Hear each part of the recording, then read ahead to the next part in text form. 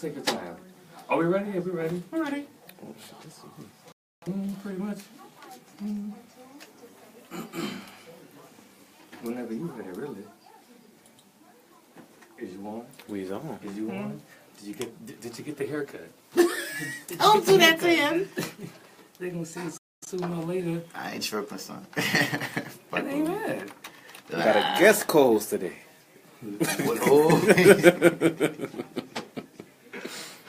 people couldn't tell us apart. So I was happy he cut his hair off. Now it's easier for him. I'm trying to find. I had to make it easy for Corey Mack too, you know what I'm saying? People so racist. All right, Walter Kim. So Walter Kim, bro. Who did you cut? Huh? Who did you cut? My uncle. My Uncle Joe, man. He got a shop around the corner from me. All right, Academy. Uncle Joe. I mean, at the Avenue Barbershop. That's good, man. Tell you the truth. Not a pop of piss in.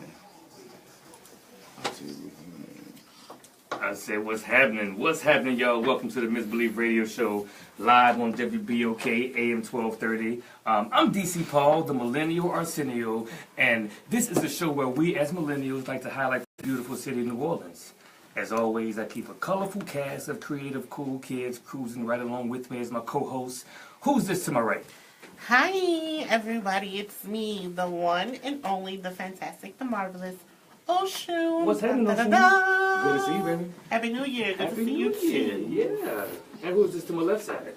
This is that actor guy, Martin Bass Bradford, still back in 2018. Still, you know, the same old deeper voiced, number .5 choice. What I used to, I forgot what I used to say. Now I dropped it. No, but you're different now. You're different. You gotta do slang. You can't say the same old. I cut my hair. I have no strength. Like a new man, like a little baby bats.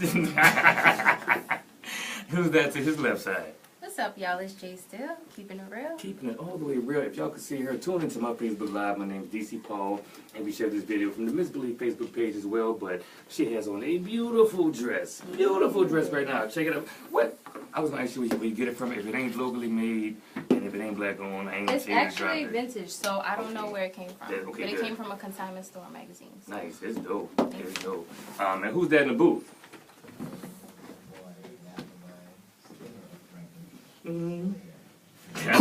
Slayer!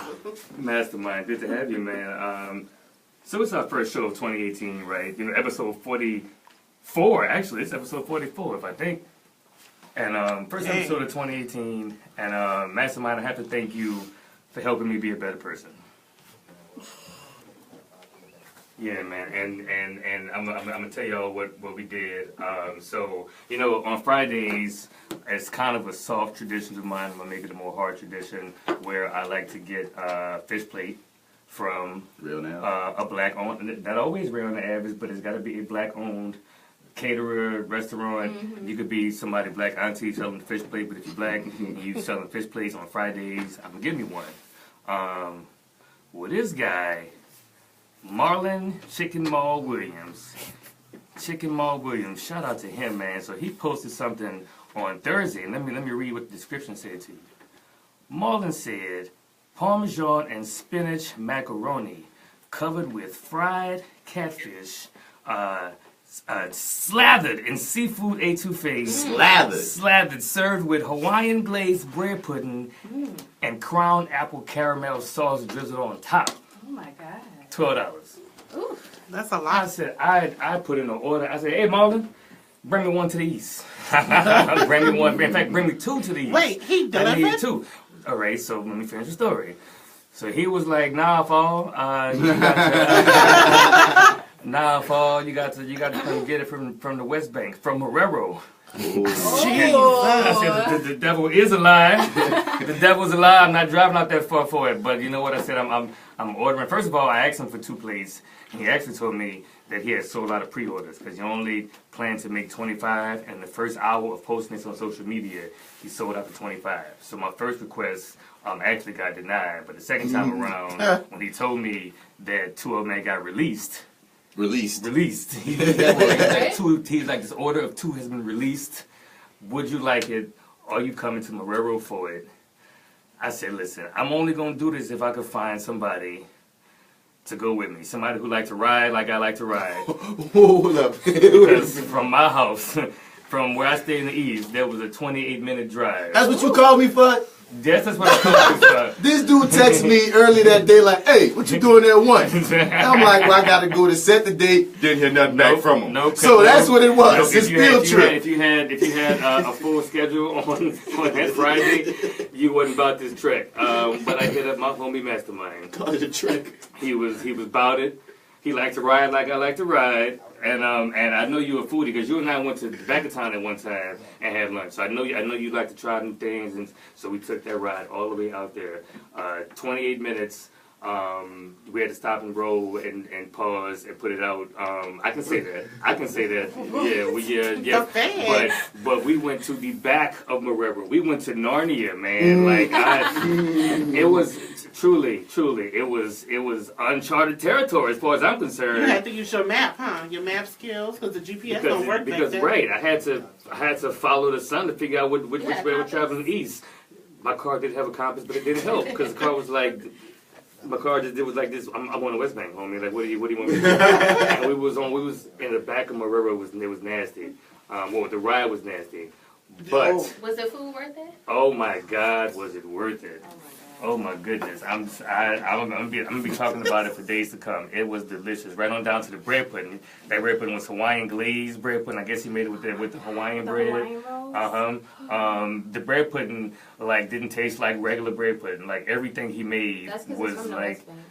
But you better give them their respect. I'm giving them his respect. I'm giving the Westbank their respect for Marlon Chicken Mal Williams. His business is called Chicken's Kitchen Catering.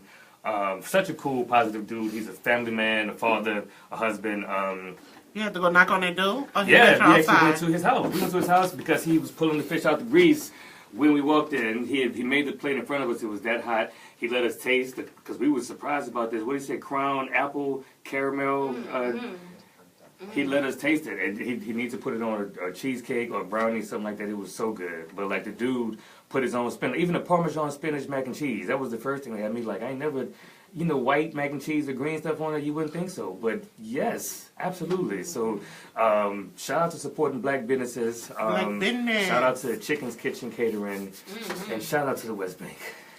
Whoa. Yeah, I said what? 2018. Shout out to 20. He has me doing better things in 2018. I just gave a shout out to the Westbank, and not just the Westbank, but the back of the Westbank, Marero. Shout out to it. Yeah, I said it. B-Mike did you right. B-Mike, the king of the Westbank over, and now we got shouts outs to the Westbank. Yeah, I had to. 2018. I'm trying to be a better man. And thank you. He said I'm trying to be a better man. Thank you, Mastermind. Because if you didn't take the ride with me, Nope. That's a shame. You really wouldn't have went by yourself? No, that was a long ride. He wouldn't have. Really? No, it was a long ride. I hit up everybody who ride like I like to ride because I just wanted the fellowship. And but thank you, Mastermind, so much. No, I would not have done that by myself. I would not have done that without you. See, man. I would say that there's about $25 easily at Copeland or something like that. It was a nice size. It was a big plate. And it included a dessert. Yeah. Right. He has a food truck, a beautiful food truck, but he admitted he don't come to this side. Oh man. I mean, if he probably does pretty well on that side, but I mean, he can make money on Tulane Avenue. I try to tell him places he can go and set up, man. And his truck is very eye-catching. Man, the dude was good. Yeah, and then his kitchen. Let's talk about how the kitchen looked. His kitchen looked like, because he got kids, but it's obviously he's a professional cook. He could shoot a Facebook Live or real cooking show out of his kitchen. It looked like everything was like in the right place. They would just be like, didn't I do this? Didn't I mix this? He had the island. He had like the professional type of stove. Probably had like the pizza, the brick oven is what it looked like. It's what it looked like. Fancy. It was bricks? Okay. Yeah, so shout out to one more time Marlon Chicken Mal Williams and Chicken's Kitchen Catering. It was worth the drive, and I would do it again. Yep, sure would. Mm-hmm. It's really a new year. It's happening. It's happening. I'm growing. I'm maturing. But on the way back, I made sure to spit out the window as the wind was going behind us. I just had to make sure, it ain't all sweet. It ain't all sweet, Westbank. It was a plate. It was just a good plate. That's all. I'm glad I got that up. The crazy part about it is the Westbank. We gave the Westbank so much trouble. But now he's in love. Yeah. Next thing you know, he's going to be shopping at Oakland. And he's going to be looking for another house. And he's going to look in Marrero. You and the devil is both. What's that lady name that called in on us? Miss what? What was her name? The lady from the Westbank. From the Westbank. Because I thought her name was like in the title of that episode or something. Miss somebody. The title of the episode was The Caller from the Westbank. Well, her name was. No, indeed. Well, lady, you need to call back in because hopefully DC she's Paul still listening. he's been redeemed. Yeah, man, she was mad at me, but hopefully you listen. I straight up, sincerely, with no punchline, except for me spitting in the wind. But I had to do that, you know. I mean, but Until that next was week. a good plate. Until next week, I better give me a similar plate. Let's be next real. Friday from somewhere else. Let's be real, DC Paul. Until next segment. Until next week. Right. I feel like we have some what's going on out here stories that's gonna make me piss on it. I have one, and I can't wait to discuss. We're going to have a discussion today. That's what it is. In the meantime, Mastermind, my new who's the person that helps you walk through life and become a better person? Is that My life partner? Not life partner. I'm sorry. my what you call it? life coach. Life coach. That's what I said. Life coach. My Dalai Lama. You're leading me into better and brighter things. What you got queued up?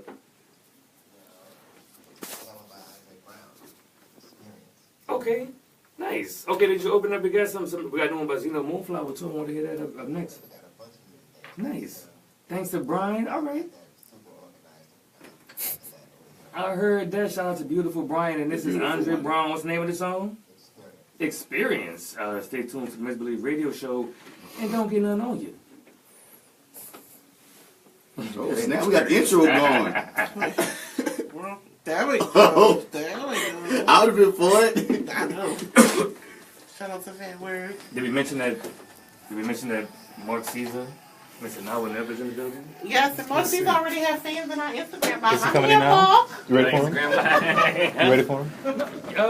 Yeah. Sorry, Miss Clay. Andre Brown? Yeah.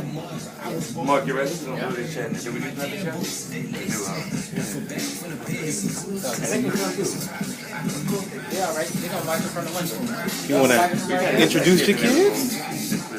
What's your name, buddy? Adrian Dixon. Say it one more time. Adrian. Is Adrian. And how old are you? 6. 6. Did you have a good Christmas? Yeah. What did you get for Christmas? A wallet. Oh, was something inside? Yeah, all right, my man. That means you're going to be rich when you grow up. And who do we have here? What's your name, buddy? Daddy Young. And how old are you? 4. 4. And what did you get for Christmas? A microphone. A microphone. You sing? Oh, you going to sing us a little song later for the Facebook Live? All right, get ready, okay?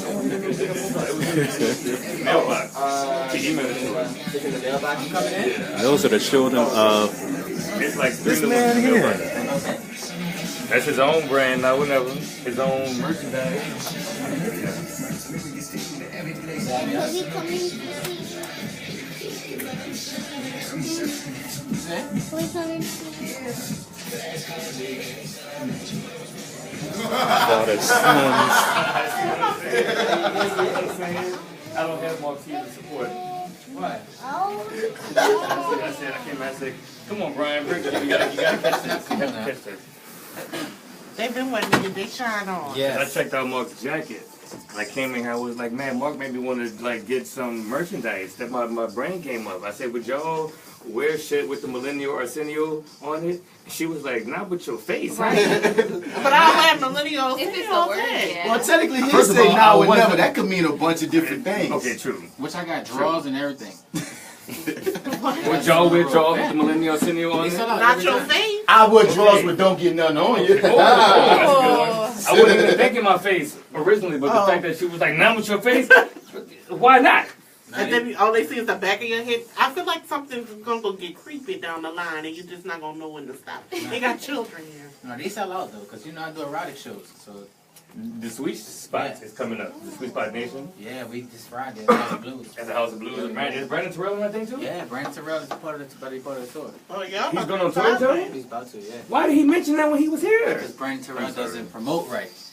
But you know what? Shouts out to Brandon Terrell, a good friend of ours. He know what I'm talking about. His homie, He know. his manager Lou Lewis came here with him, and Lou Lewis, we got to talk about one of his opinions about Wayne, Gotcha, and that took over too much of Brandon Lewis Terrell's is time. funny.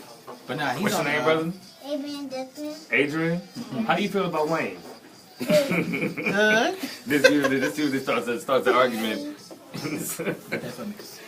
So You got it? Yeah. your It's on brother this side, sings or this champ. one sings? But nah, Brandon gonna come on the road. You got it?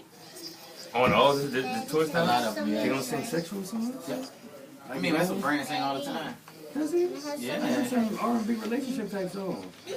What he sent to us? He's singing sexual to us. Because remember for Gentleman's Experience? What's up, son? Yes, sir. No, I didn't catch it. Gentleman's Experience, like you catch the set? He did he do a bunch of stuff. He do Permission. He has original songs that he do with the guitar.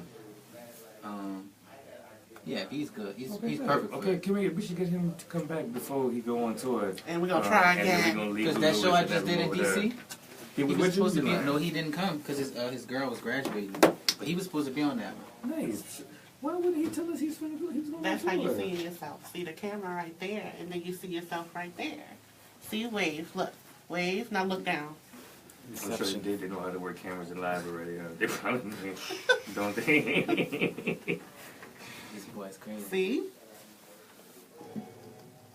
But nah, B is good, man. Oh yeah, man. We've had him here twice now. But I was going to take you for a second. I thought so too. I said, wait, you playing out? Everybody all right, though? Honey, y'all good? Yeah. Of course we good. Yep. How you feeling? Feeling So real you about good. to pop it over here? Yeah. What are you talking about? Where I can Seattle. where all these tours stuff that online on Facebook or on I just posted them on my Facebook. That's you got the another Seattle one show that's right just there. all of them? Yeah, the House of Blues Fridays. What's going on Facebook Live? Tell us how your New Year's starting on. Good, bad, all right? I ain't put one of those. What's going on? I had one, but Okay. wasn't getting no traffic. Seattle, Yeah, I'm on like. House of Blues on Friday. Oshun, how was the fireworks where you was at? And the Saenger Theatre. I didn't know if it was fireworks or gunshots, so I can't really. I can't tell you. I heard when they go pow, and I was like, wait. And then it went pow again. I said, oh, all right, Happy New Year. So if it wouldn't have did nothing, then you know they should. Now during the day, on New Year's Eve, we had blazing worship. That was lit. That was a good time. It was, Can we was talk inside. about? Yeah. Can we talk about the goodness that happened on our last Praise and Worship of the year? It was cool. Like it was the love that was in there. Nice from the- vibes. I love the vibes at blazing worship. You should come every last Sunday of the month. But the one at New Year's Eve was like, felt like a good one for like my birthday celebration. We started on like Wednesday and kept it going until New Year's. Played it. Played it. She can give you the mic mostly. Yeah. No, I'm just letting them know. So they Children. just doing my daddy thing. Is this Zeno? I don't hear nobody singing. That's rapping. No, I thought he was playing Zeno next. But yes, Praise and Worship was fantastic. Do people that don't smoke go to Blazing Worship? Yeah, I don't. Okay, cool. I'm at some check out there. We had fun. It's a live band. Because I ain't want to come and just be the guy there that's not Listen, No, and once then- the band starts, no one can. somebody should just definitely get somebody bring- see me and be like, look at this narc. No. You know what I'm saying? Like, Oh, but we had an experience like that this past weekend, and I was like, Where used to be white folk was. exactly, I was like, I don't know if they're the police, and I kept saying it, because if white people pop up in a spot, they probably really not the police. I was like, But, where y'all come from? I mean, it's still brunch. You can eat, you can enjoy the music. And when the weather's You want better, edibles here? Okay, well, When the weather we'll bring is you on a better, drink you too. sit So outside. we have anything non-alcoholic to drink here? no, we're going to start. We should start with juices. We're going to start. You don't drink or smoke or anything. Yeah, we're Look going at to that start. elbow. I'm going to make a non-alcoholic misbelief punch. I tried that. I tried that at the first place in worship. I tried to do that with a mimosa and just regular. People want the alcohol. It's New Orleans. Let me tell you, I got this. I'm just a different type of New Orleans person, I think. But to be honest with you, In a that lot of aspect, people, I'm pretty He put it. You made the whole "You Should Know the Girl" video went viral, and you do it to your heart what these new girls be saying. 1 minute left. But yeah, that's true, Mark, man. That does make you very different. And it's not a religious thing, is it? No. That's a choice. Thing. It's an uptown thing. Who said uptown? Okay, so we have y'all seen y'all more selfie? Oh. He said no. My son. This was camera ready. Oh, both of them. Alright, so this personality is like Mark on stage, right? Uh-huh. This personality is like, I don't know, Mark. his mom or something. He said that like his mom or something. What up, Uncle Mike? I see you, Uncle Mike. She don't do people. Oh. Yeah, he don't. Gotcha. Dance will say you gonna stop by. You ain't stopping by no. Square. And we are back. We are back, yo. Welcome back to the MisBelief Radio Show. I'm DC Paul. And I'm, you know what? I'm the unicorn, the rebel, and the bombshell, all wrapped into one. That makes me the millennial Arsenio. And who are these people? Who are these? Who are these? Who are these? Who are these? Who are these pieces of me? No. What you're not gonna do is take my persona. Exactly. Who are these pieces of me? Who are you guys? Don't make me big chew you. Don't make me do it. Who's the first one to my right? Hi, everybody. It's the only unicorn. Well, the second one, because Tiffany had his book does go off. It's me, Oshun. Yay! Yay! I like how Mastermind stopped playing the fake claps and stuff when it's unnecessary. She don't need all them claps, you heard me. Using claps. that's the second time he done ran on my parade this week. Save them claps out, I guess. I ain't even say his name in the opening for the people to even know what celebrity we got in the house, you heard me. But I'm gonna let that wait. Who this is to my left? This that actor guy, Martin Bass Bradford, and I'm here, you know, just coolly cruising around with my cool cast of co-hosts. With the cool one that's not a cool. You heard me? Follow me everywhere. At Mr. Bats. Who is Mr. Bats? You hear how unnatural that sound is? And who is that over there to the left? It's Jay Steele, the whole bombshell by herself. Keeping it real. Thank you. She said she a whole bombshell out here. Out here. And who that is in the booth? Uh-huh. True. And what was that last song you just played? So there was Zeno. All right, Zeno started rapping. Let me find out Zeno got bars. Yeah, okay. That's what's up. Well, Zeno Moonflower, we only play music. Zeno Moonflower, the MisBelief Radio Show, we only play music by local independent That's artists. what you get. Local, mostly independent artists. We do some big names sometimes, but mostly independent, but all local artists from right here in New Orleans. So if you are a local recording artist and you want your music played on the MisBelief Radio Show, do send your radio-friendly single. I say radio-friendly. Sanitize. Please edit them words out, but send it to me at TheMisBelief@gmail.com. I will add it to my playlist, whether I like it or not. So you guys are listening live on WBOK 1230 AM. Or you listen to us on the podcast available on iTunes and at TheMisBelief.podbean.com. Or you're watching us on the Facebook Live because my Facebook is wide open and the MisBelief Facebook page is wide open. Pretty slutty. Watch the Facebook page. Or you listen to us on WBOK1230am.com. Or like my mama do, she listening from Dallas using the WBOK app. Or you're watching the video on YouTube because we as the MisBelief are all across all of these platforms. Wherever you like to consume your content, we is there. We got you. You heard me. So check us out. Share the video if you're watching us. And tell a friend because we funny up in here. You heard me? Yeah, you heard me? So, speaking of funny, this dude here is funny, and you can't say comedy in New Orleans without hearing and saying his name right along with it. Make some noise for rising comedy star Mark Caesar. Hey, there it is. That's the applause that was necessary for that man. What's happening, Mark? Oh, nothing much, man. Thank you for having me. Thanks for being here, bro. I was surprised you were available. Oh yeah, we got time. we got time today.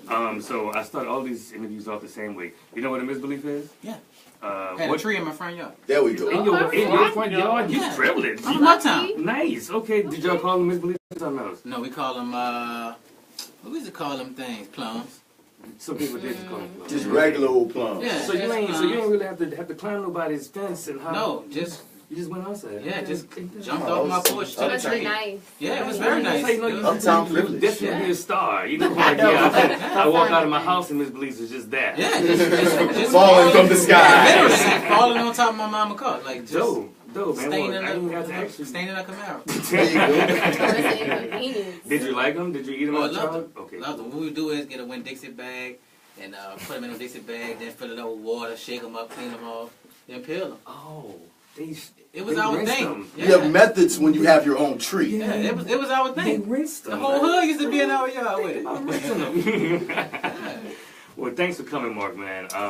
So you are. Wait, pause. Have we ever had anyone here that had their own MisBelief tree? Any guess? Not that I can't remember. No. Not, especially not in the front yard. No, No. Definitely not in the front yard. Everybody else be asking them, and they say, yeah, down the street, we used to hop the fence and climb the tree, and everybody, that's the story that we relate to. But And then you're gracious, yeah, MisBelief. he was like, Right. Yeah. Come on through, hood. Yeah, that was the thing. Like that was the thing. Like whenever the season came, the whole hood would like meet up and 12 o'clock, everybody be outside and we hitting the tree. I just think about mad old women I'm sorry, pissed I'm at selfish, people for man. jumping through their neighborhood. Nope. I'm from Forest Street neighborhood, so it's like everybody was like real tight knit. The real for it. Yeah, the real Not Forest. the The real Forest. When My it was- son be repping. He just dropped uptown about 4 times for rent. when it was black businesses, you know what I'm saying? Correct. Exactly. When that dog was when that dog was Sal's store. Yep. Shout out to my man Sal, man. That's what it is, Mark, bro. So you were a comedy monster out here, a whole comedy monster out here. You heard me. You Decent. you funny as hell. Very. You have taken me to a couple of your tour spots, but you toured internationally. Yeah. Yeah, with the Sweet Spot And with myself. and with yourself. You've been up to Toronto. Yeah. I did Toronto with Sweet Spot like twice, and then I did Toronto for North by Northeast Festival. In fact, the South by Southwest equivalent of up in Canada. Okay. I've done Scotland, Hungary, Iceland, Nice. Dubai. So how long have you been doing stand-up, man? I feel like we've had this conversation. New Year's Eve made 16 years. 16 years. Oh, that's awesome. Yeah, someone's like, how old are you? 31. Nice. How you get started, man? Uptown. Everything I like everything comes comes back. full circle. Everything comes back to Uptown. That's real. I grew up under a comedian, a famous comedian, Miss Dupree, who used to be on Tom Jones Morning Show. I grew up under Miss Jetta Dupree. Okay. Her and my grandmother were really, really good friends. And she just, helped me hone my skills. Just taught me to just be reckless as possible. So when did you first touch the stage? I first touched the stage New Year's Eve, 03. Yeah. That's it, right. La Nuit Comedy Theater. Oh, R.I.P. London Weed, man. What is that now? It is the Philly cheesesteak spot Yeah, for right yeah, now. yeah. But it was the comedy club right there on Sony at Infrared. When I first started, that was the Friday and Saturday nights. Yeah, To go get some time. So since 03, man, you clearly have taken it to a bunch of places. But even off stage, you had your viral moments, right? Like the stuff New Orleans girls say. Mm-hmm. That's when I first saw you. Okay. Yeah, okay. like when I first moved back to the city in 2014, that's when I started doing comedy. Yeah, in in 2012 we dropped Stuff New Orleans Girls Say. Mm-hmm. And we have received a lot of viral success with that. Then we followed that up with our first 48 New Orleans with Mario. Oh, I remember. Yeah, I can't forget that one now. I wasn't living in New Orleans when those things came out, but Right. I definitely saw the first 48 one when I was living in Chicago, and I did not know that it was actors. That actually was my kitchen. Really? That was my kitchen. We put the paper blinds up and pushed the table to the corner. That was and good, Dub actually shot that angle from off top of my stove. Yeah. That's how you get it done, man. No, I watched it. I was proud. I was like, yeah, that's New Orleans. That's how we operate. And I didn't know who Mario P was. I didn't know who you guys were. Yeah. And then when I first moved back, when I was mentioning to anybody that I want to do comedy, your name was one of the first names that would come up because I was going to all these open mics, and there's a lot of brown people there. So I'm wondering who the black comedians are who are working. Mark Caesar's name always came up. I appreciate that. So man, that means you're putting in the work. So when did you first start touring? When did you first get out of New Orleans with it?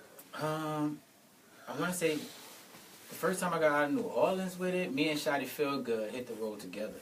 Shout out to Shadi. We did some stuff in Cocoa Beach, Florida, Orlando, Tampa. Like we just did a whole week out there, and we actually missed our flight, so we ended up doing more out there. So it was cool. So yeah, that was about 2007. Okay. Yeah. So 07 you started touring. Then 2008, that's when I did international stuff. Dope stuff, man. I saw you at the Sweet Spot. Maybe that was 2015 when it came to New Orleans at Eiffel. Funny. That's a all black erotic variety show. Yes. Right. You had erotic poetry. You had erotic jokes. I don't remember there being no erotic music. But we do they do rotate singers sometimes. Okay, I know you mentioned to me earlier that the Sweet Spot is happening this Friday at the House Blues, right? And the homie Brandon Terrell will be on it. coming with the sexy vocals. I take it, huh? Yeah, ladies. How do you come up with material? Like, where do you find it? Is it all from? It ain't all from your real life. I never heard you really too many jokes about being a father. Necessarily, but like maybe you just didn't catch him. I'm about to say I heard him do some jokes about being a father. Yeah, I think I got like a whole 30-minute bit just about them two. Really? Yeah. Yeah, but some of your stuff is just funny. Like don't have to even be real stuff. Just like so, I kind of get material from everywhere. Like all situations all through life, I get material. I would say a lot of my material just come from observing. I'm very observant with stuff. And a lot of stuff is stuff that happens. And then I'd be put in these situations that be like, well, what if the situation would have went like this? Yeah. And that's how I write the joke. Did you see the new Dave Chappelle special? I did. What you think about it? I loved it. Yeah, you did. I loved it. I love one more than the other, but I loved it. I can't decide which one I like more. Which one you like, the first one or the second one? I like the second one more. I like the one with him, his real like comedy, like him in the big arena. I like that one. That's the one I like the most. Yeah. The one with him sitting down, being intimate. I feel like I don't even know if that was a comedy set. That's just a funny person that's just talking to people. Like a true Hollywood feel story. Me? Yeah. That's like if we all decide to sit down, I probably will make y'all laugh a few times. If y'all sit down talking with DC, he's gonna make y'all laugh a few times. But it might not be comedy. But he's gonna talk some real stuff. But he's gonna make you laugh in the meantime, which I think that's what happened. Like with that, and I think they decided like, hey, we could probably make some money off this. Right. I can't decide which one was like more though. Even with him just being a funny person talking, it was so many jewels, and the way he flipped that iceberg slim. In the second one, I was like. But even that's some serious stuff. Yeah, like, you know what I'm saying? Yeah, you're right. That wasn't funny. But it has a funny part. And they usually ended with some type of punchline, even after he would give it to you, give you that real, and then something to make you laugh. But I think I like that possibly more. But I think him and DC, the one with him in DC, it was so flawless because he was home. Okay, yeah. That's your new drop. Hold on, let me get him on the mic. So he was at home in his hometown of DC, and the set was like in and out flawless. Yeah. And he opened it, he closed it the way he opened it, like man. Yeah, it was. It was great. And I don't even watch stand up, but that was great, man. You said that before, man. Yeah, I was actually, who are some of your favorite comedians? Yeah, I don't know. I like Chris Rock a lot. I think Chris Rock the best. Like me personally, I feel like he's the best comedian. Like he's pretty good. Like the reason why I would put him up there as the best is because his material, the way he formatted, the stuff he talks about is relatable to me. I feel like that's why I feel like he's the best. But also, he could get a little reckless with it too if he wanted, if he wanted to. So I feel like he has different dimensions of his. So I don't think he have a style. I just think he just do his thing. That's why I like Chris Rock the most. I feel like he's a storyteller. He's one of the best storytellers. Like I feel like I could ride in my car and listen to Chris Rock, but like say I couldn't ride in my car and listen to Martin. I would have to see Martin because he's more animated. Like I gotta see the actions. His actions make the joke more funny. And his faces. Exactly. Yeah. Exactly. So those. Oh, Chris Rock is fun to look at too now. Yeah, but Chris not gonna give you the body movement that Martin gonna give you. You know what I'm saying? The limping across the stage and the you so crazy and all that. Like that's it's not as much of a character. Exactly. You feel like Chris Rock, you running it with your uncle. And he telling you some real, but he funny on top of it. Exactly. So locally, who are some of your favorites? I've said who my local favorites were. My local favorite comedian, this period, is Brian Bonhagen, which I haven't seen him in a long time. If y'all ever see Brian, you can't miss him. White boy in the trench coat. You might, before you get on stage, like, what this dude about to do? Check him, pat him down. But nah, Brian Bonhagen, every time he touches the stage, he wears, he don't care. He wears. They don't care. He's funny, though. He's funny. He got this joke he do about Mardi Gras and if, you know, ways you could die in New Orleans. And he talk about getting stumped out by the Saenger band. the dude, that bit is just phenomenal. And we started around the same time. Dude is good. What's he doing now?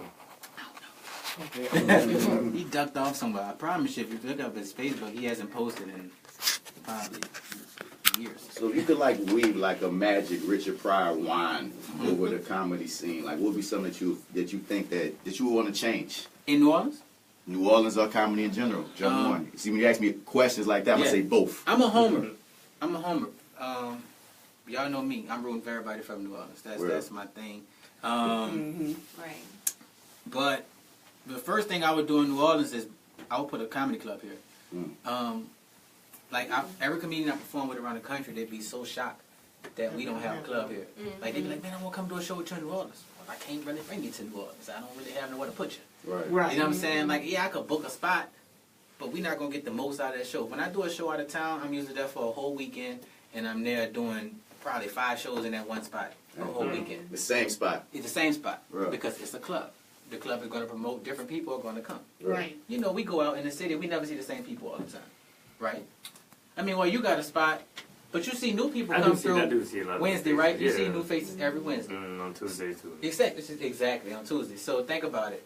If we had a club and you had a comedian who was being housed at that club for a weekend, doing a residency that weekend, people would go because everybody can't go at the same time. Correct. And over time, it will become like a hub. Exactly. You know what I mean? And that's where you will hone your skills. I was just about to say, because if all these spots are separated. Now, comedy is really growing and booming in New Orleans right now.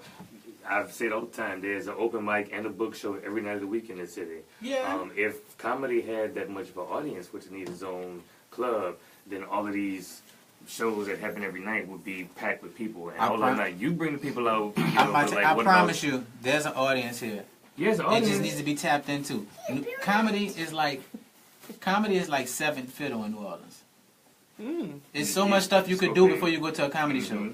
You could go to a second line. You could go to a parade on any given night. I feel like comedy might you even could be go behind to burlesque in New Yes, Orleans. it is. That's unfortunate. It is very unfortunate because we have some of the most phenomenal comedians in the world right here in New Orleans. Right. Just right here. Like when we go do competitions out of town and stuff, we always bust it. Well, we always. You can say bust that ass. We can say that. Is this after but 7? We do that. You know, we do that because, I mean, we come from New Orleans, but people will pay money to see you not be funny. Like, they'll be like, oh, I know he ain't going to be funny. And then they pay $20 for a ticket. You know what I'm saying? Now they're a fan.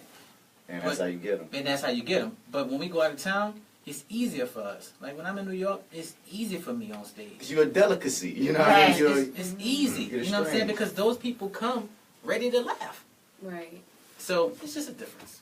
So what about in the general comedy scene if you could change something? If I could change something in the general comedy scene, I would change the competition aspect of what people, what the OGs think the young guys coming up are trying to take their spot. I feel like there's enough laughs for everybody. You know what I'm saying? Just most of those guys are still doing the same jokes they was doing on Comic View and Def Comedy Jam in the 90s. So I understand. I understand the threat. Yeah. You got guys coming up with fresh new material. Yeah. You know what I'm saying? Like, that's threatening. Yeah, right. You know? But if you're an artist about your craft, you should already, be evolving with the times. You shouldn't feel threatened. That's the thing. But that now them aren't. That's the problem. These cats ain't millennials. Yeah. Have you encountered that at all? Yeah. You have? Yeah. Myself, and you have like a story that like really stood out to you? Without seeing it. I'll say it. This mustache rocking, Mr. Potato Head looking comedian.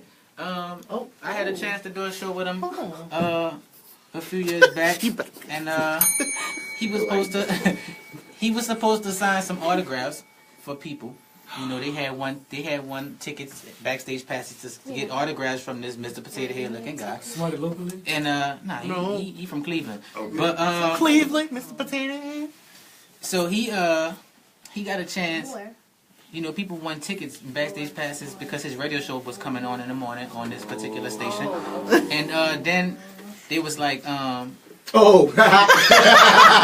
come backstage and he like, hope y'all know I ain't signing no MFN autographs, so y'all can go ahead on with all that. And after that, I was like, I would never do a show with that guy again in my life. I don't care what the check is or what door it will open for me. That's a door I don't want to go through. So I've always said, never mind, I ain't gonna talk about that person. Nah, but I try to. That's why I always try to make sure when cats coming up in the comedy game, if they come to me about comedy, I'm going to talk to them. I'm going to help them out. I go to open mics with them. Whatever. It don't matter to me. And you see me do it. You do it too. Yeah, so I mean, it's like I'll never shun anybody that wants to do it because I feel like there's enough jokes for everybody. So that's like my whole thing. There's some people in the city who think I run that comedy in NOLA.com website because every time somebody talks to me about being a comedian, I text them that website, comedynola.com, and that tells you all of the open mics. It tells you what the book shows are, what the improv and the sketch shows are happening. People think that's my website because I'm sending out to them. Like, no, I'm just because if you want to ask me, if you really want to know, here's a website, Comedy in NOLA, that tells you where it is every night. But you mentioned radio. I forgot to mention that you had a radio show, huh? Yeah, I used to have a morning show. This happened when I was not here, man. So what station were you on? We had built a station, monstarsradio.com. Monstars. Okay, nice. Which the station still plays music and everything 24 hours around the clock. Joe from my. You were doing the morning show too? We were doing the mornings. We were going after Breakfast Club, so we would be like 9 to 12. Okay. And I mean, it was popping, man. It was me, Shervy, Calligraphy, DJ GQ, who is now on 102.9. So yeah, man, it was great. I think we probably was a little early. We was a little early, but people loved us, man. We just used to be raw. Yeah. It was just raw. So could y'all say what y'all wanted to on that? Yeah, it was internet radio. So then we had the cookie jar on there also. That's what we just yeah. So I was co-host of the cookie jar. Me and Kev 2 Cent and Just Cookie obviously was the lead on that one. And we had the Mark Caesar show in the mornings on the same station. So you thinking about getting back in radio? That's radio is my dream. Like that's what I want to do. And people think, oh man, you living your dreams doing comedy touring the world, but that's not my thing. You want to do radio and television? Yeah, definitely. I want to do television. Okay. Definitely. I'm too ugly for television. Like I want to do Agreed. I want to do radio. I want to do radio. I want to do radio though. That's my thing. CJ Morgan was like my main influence. Like that's who I wanted to be like. CJ Morgan. Like that dude used to crack me up in the morning. Oh, yeah, like we'd be riding. I remember one time my mama called the station. CJ Morgan, I'm bringing my children to school and I'm butt naked.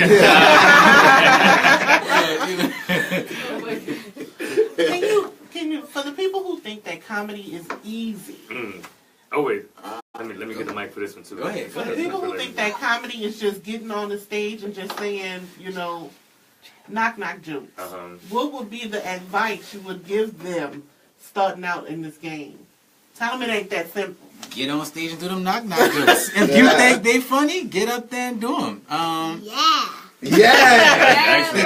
actually would say the same thing.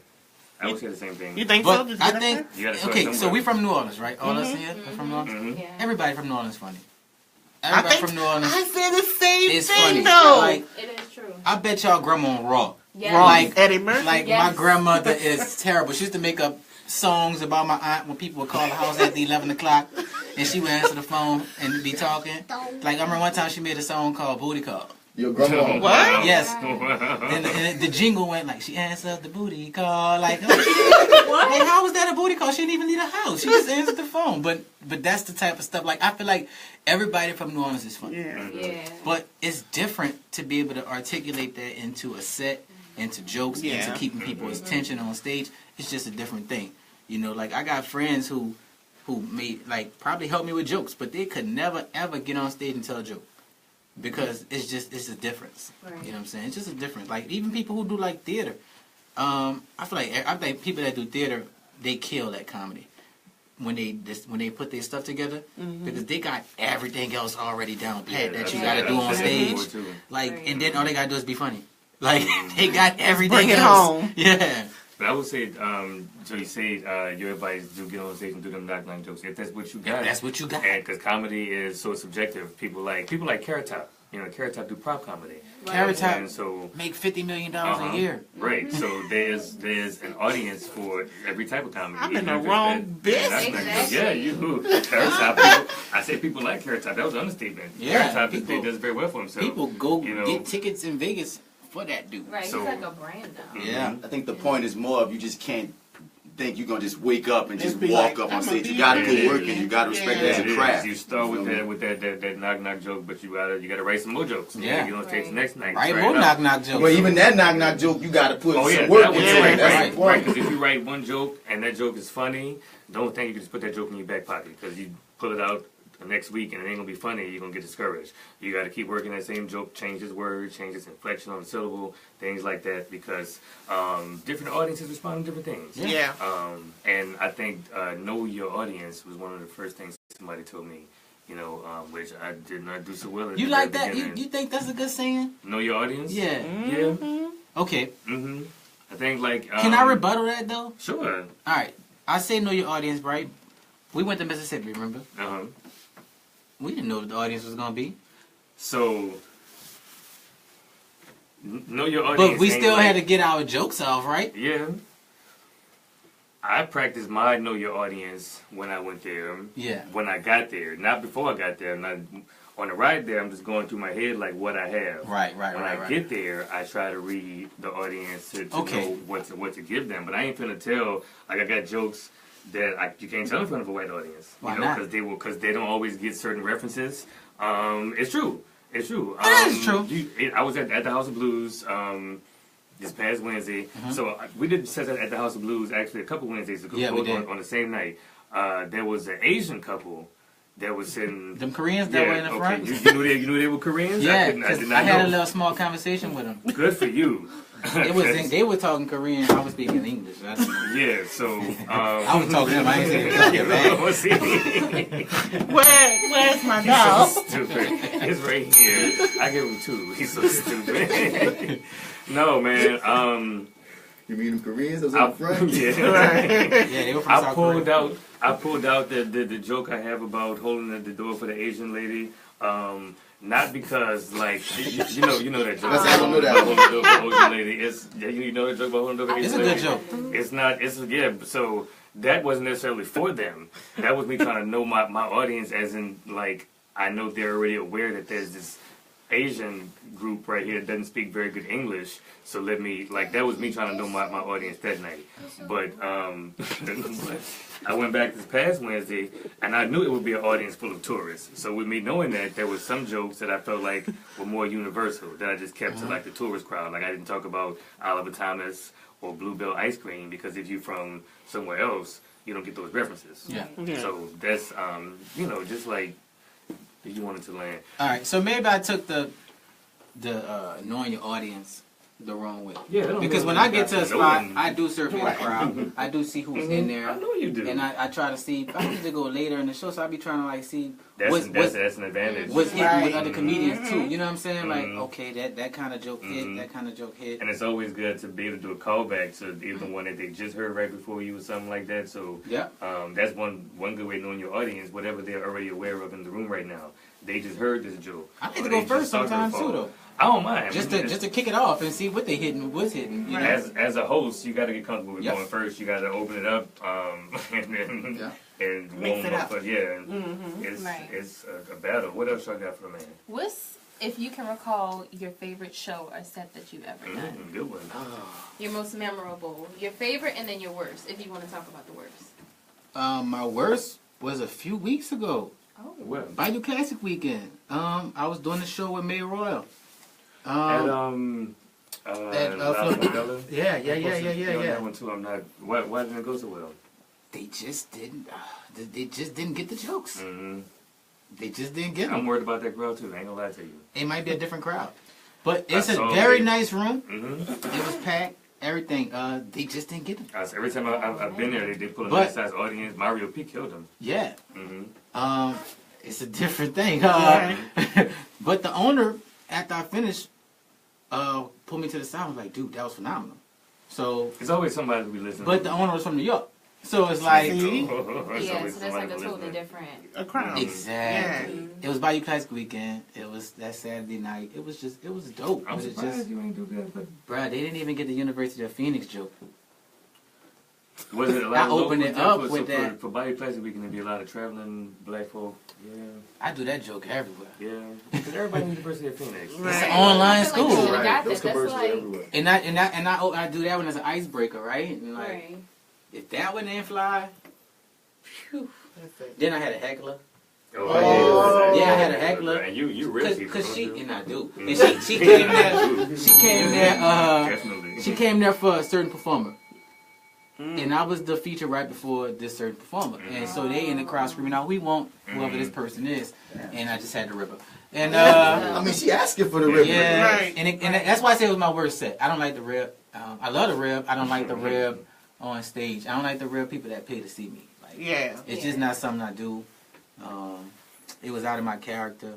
I bought her some drinks after that and stuff like that. But That's nice. it's a comedic courtesy. It's a comedic courtesy. When you go too hard on the heckler, if you rip them like too bad, I got the mic, so it's like, you know. If I'm having sex with a woman and she start yelling out, "No, Carl, I'm not gonna go. You know what, baby, you right now. Let me take you out, get you something else." I see what you're saying. I love sex. It's a little different with us. Yeah, right. It ain't quite the same, but I get it. I would say, and I mean, if you call out somebody else's name while I'm supposed to be here satisfying you, that's a problem. That's all I'm saying. I would say for my best set, Wow. for my best set, I would say, the show I did. I'm gonna go to something recent. The House of Blues set I did for my birthday when I came back off tour. I remember that. I would never remember you advertising. Yeah, that was. People came up for you. It was flawless. Mm-hmm. Top to bottom, like a 45-minute set. Then the set I did at Whispers, I like that night we was at Whispers. That was a fun one too.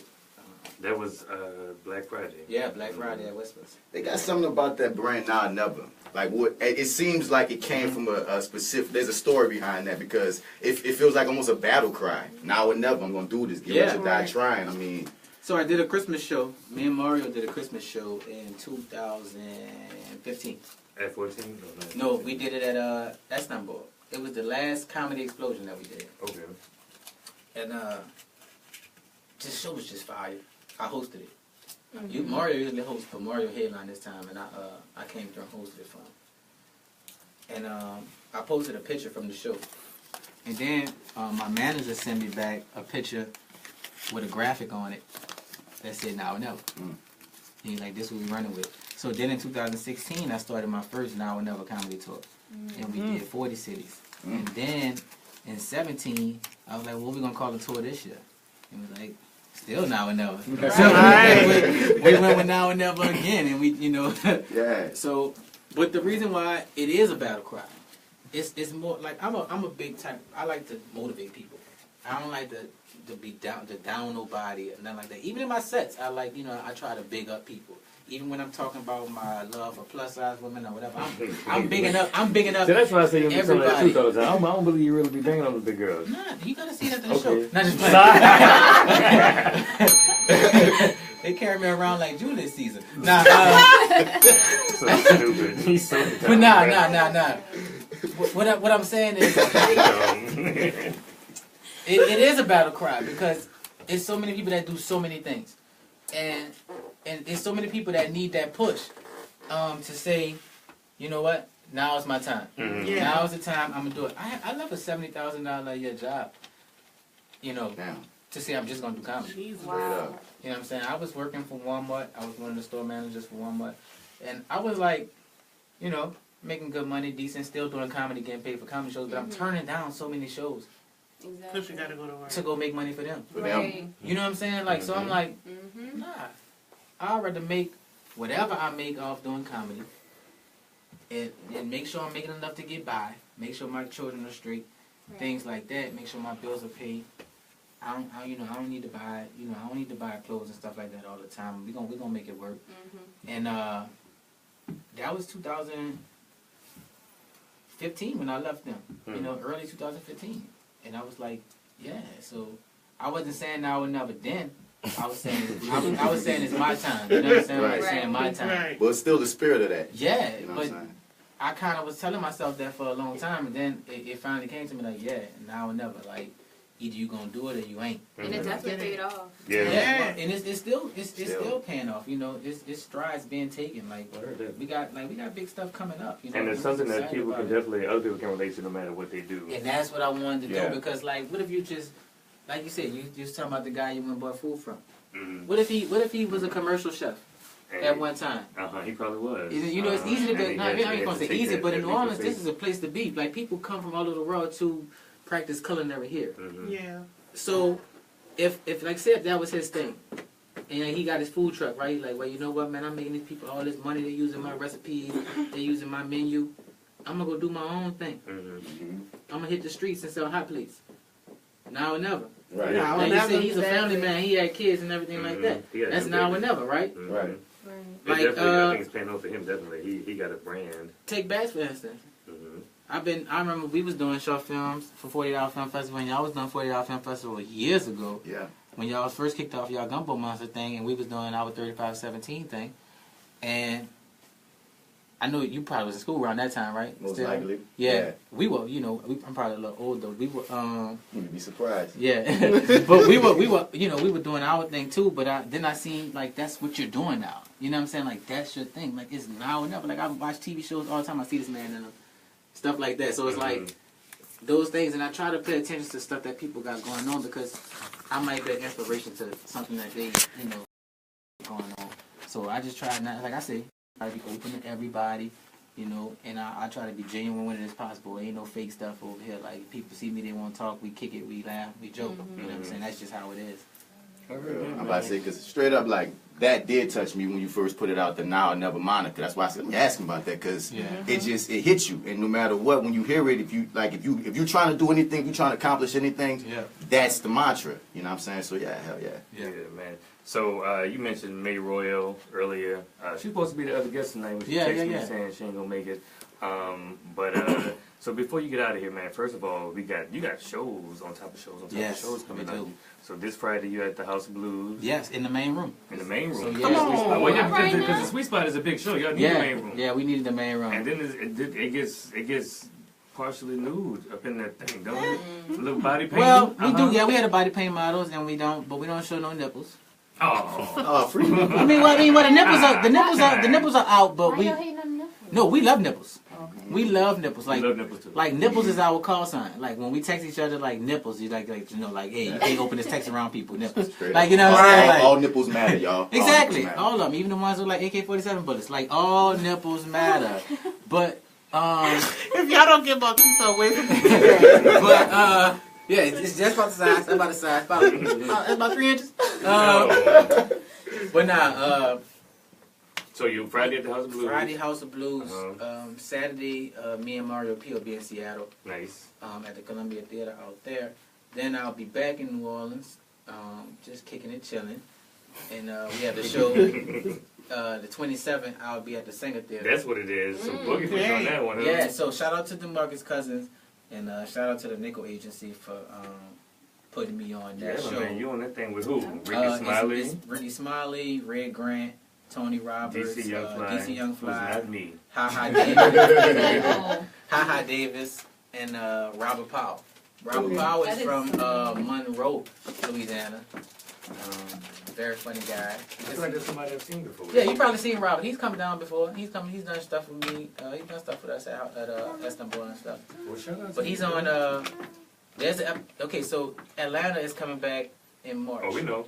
Yeah, right. Big so, fans. I'm a huge fan of Atlanta. Yeah, I feel like that show is great. Atlanta is coming back, but Gambino seen Robert Powell set on Def Jam just recently, and dedicated a whole episode of Atlanta to that set. Damn, really? Oh, wow. Yeah, to the set that he did on Def Jam. Is he gonna be on the show? He is. So he's cool. Actually he's on the episode. He's on that one episode of Atlanta. Good. That's awesome. That's tight, right? He's from Monroe, you said? He's from Monroe, Louisiana. Yeah. Is this your first time playing Saenger? No, it's not my first time doing the Saenger. All right, because I'm about to say, being from New Orleans, to play the Saenger, Yeah, gotta just be. I've done the Saenger. I did. I was the only comedian to perform a set at the NOLA Music Awards. Oh. Yeah, so. Oh, was that the one that Raheem was nominated at? Yep. Nice. But I actually did a set at the show. So oh, cool. Good stuff, man. Yeah, but this is bigger than But this is bigger. Yeah, this is you. And I'm gonna tap into that real quick if we got time. We got time because Bay Roy ain't here. And so I did Essence 2 years, right? I did Essence twice. Where? In New Orleans. Like on the Where? like in the Super Lounge. South Africa. Super Lounge. Yeah, okay. one year I did the Ford stage, and one year I did the Ford stage, and the next year I did the Essence stage. Me and DJ GQ. And I feel like this show, Essence is the biggest indoor festival in the world, but I feel like this show is bigger than that because at Essence I did Beyonce night. Oh. You know what I'm saying? Like, yeah, people can't see me, but they I ain't Beyonce. right. And then the next night, and the next year I did Mary J night. Oh yeah, so they was all in the Yeah. But this is a straight comedy show. People are coming to Exactly. laugh. They don't have no choice but to see me. It'll be 2,600 people that have to see me. So? Yeah, the singer is 2,600. Oh man, I thought Saenger was bigger. No, that's big. It's I big. thought that's a big That's big. girl. Yeah, big. 26 is. I thought it was bigger than that. That is Yeah, big, you though. would think looks though, right? bigger. Yeah, it was bigger than that. But yeah, 2,600. That's Oh man, you don't have to take it. Tell the people where they can follow you on the social networks if they don't already know Mark Caesar. You can follow me on Facebook at Mark Caesar, spelled like the salad dressing. Not like Club Caesars.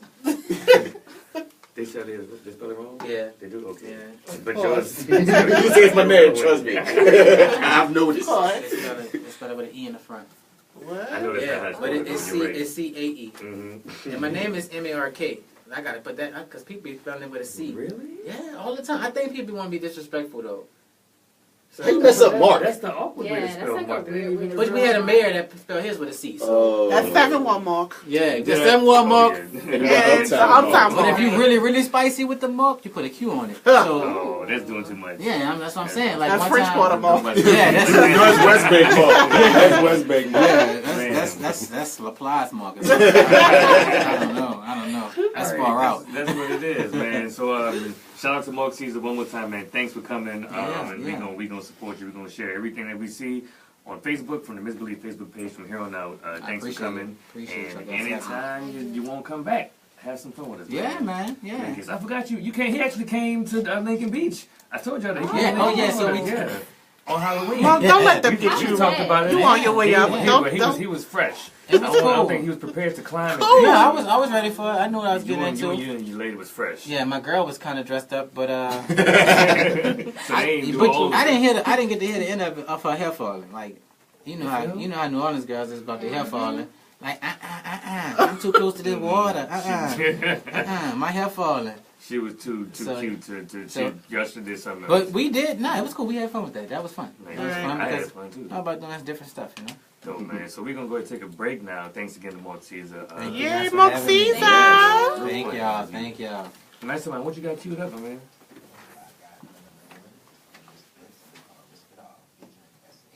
Shouts out to Okay, S1Ep. S1Ep and the Misfits. All right. Okay, Right. yo, thanks, man. Tune into the MisBelief. I mean, stay tuned. Now what? What's your name? Radio show. Say your name real quick. Alexander with 5 blocks. That's Mark's son, and as one of Mark's two sons, man. And they won't be on the radio so bad. I swear they do. Stay tuned to the MisBelief Radio Show. Don't get nothing on you. Knock knock. He's ready. Look, come, You can talk on it now. Dan's you want to do it on the Facebook Live? Come on. Dance, but it's You want to sing for me? There. Chicken. Come on, come sing for me. Yeah, chicken work. Come right here. This is going to be our musical guest for today, guys. I'm going to count you in. 1, 2, 3. Oh, you going to dance? Okay.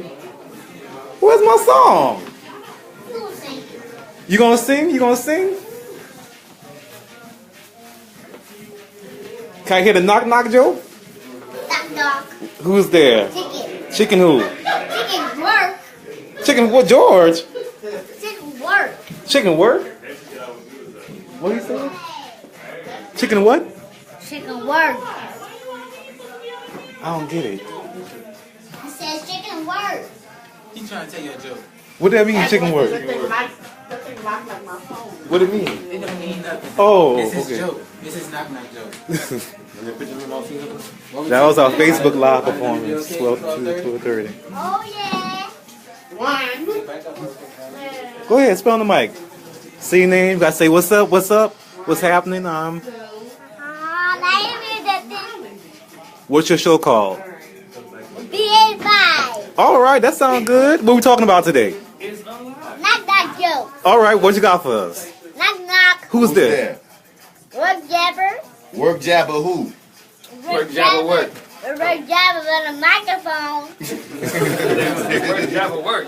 I'm like, yeah. It's killing me, Brian. All right, good job, man. You got a good show. Yeah, man, Steve Harvey pulled that bullshit. That's my That's stuff. cool, I don't care. He pulled that bullshit with the beats, man. And people want tickets to, meet him backstage and all that and all that shit. That's at the arena. Here? Yeah. That was 109. I took him so long to put it together. He said Cleveland, he said this potato head. That shouldn't know that either, but I mean, I was later than you. Y'all rapping on the mic? You want me to drop a beat? Y'all want me to take y'all a picture by the microphone? I think so. Come on, I'll take y'all a picture by the microphone. Go ahead. Come on, you want to put the headphones on? You don't have to rap, Deuce. Just in the chip. Come on, get in the chip, Deuce. That one. Come on. Y'all get by the mic. I'm going to take y'all a picture. I'm going to send it to y'all now. So if one of these two become popular radio morning shows, we had them first, the exclusive. Oh yeah, we had them first. I'm on the microphone. How old is he? 6? He's 6. Perfect. He's 6 and he's 4. He is. What up, baby? Every time I came when he here. How you doing? Always. Denzel Square in the building. Chilling right now. Just down here. Finally got free time on Saturday. Oh yeah, I'm on my life. I'm yeah. DC. One walk. DC.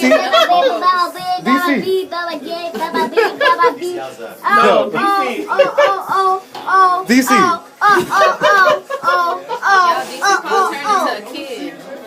What happened? Are you the millennial Arsenio? Say The mini millennial millennial Arsenio. Can you say number one choice? Say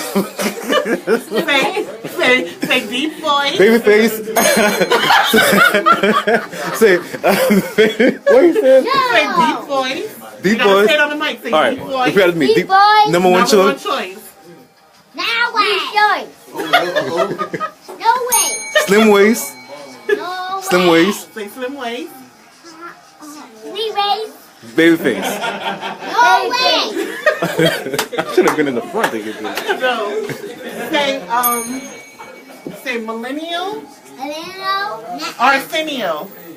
Arsenio. Junior. Zero. DC. You got them Invisaligns back in? When you performing, you gonna be saying, I'm gonna be at the jazz market I'll be at the jam market. Wednesday night. Say Wednesday night. Oh, wait a night. Oh my God! I'm so excited. Say, don't get none on you. I don't get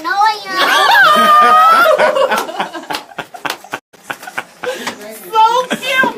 God is so cute. I'm so cute. Daddy. We should have come back on. Say, don't get none on you. You gotta tell him. He did it. Say, don't get none on you. And don't get no ya.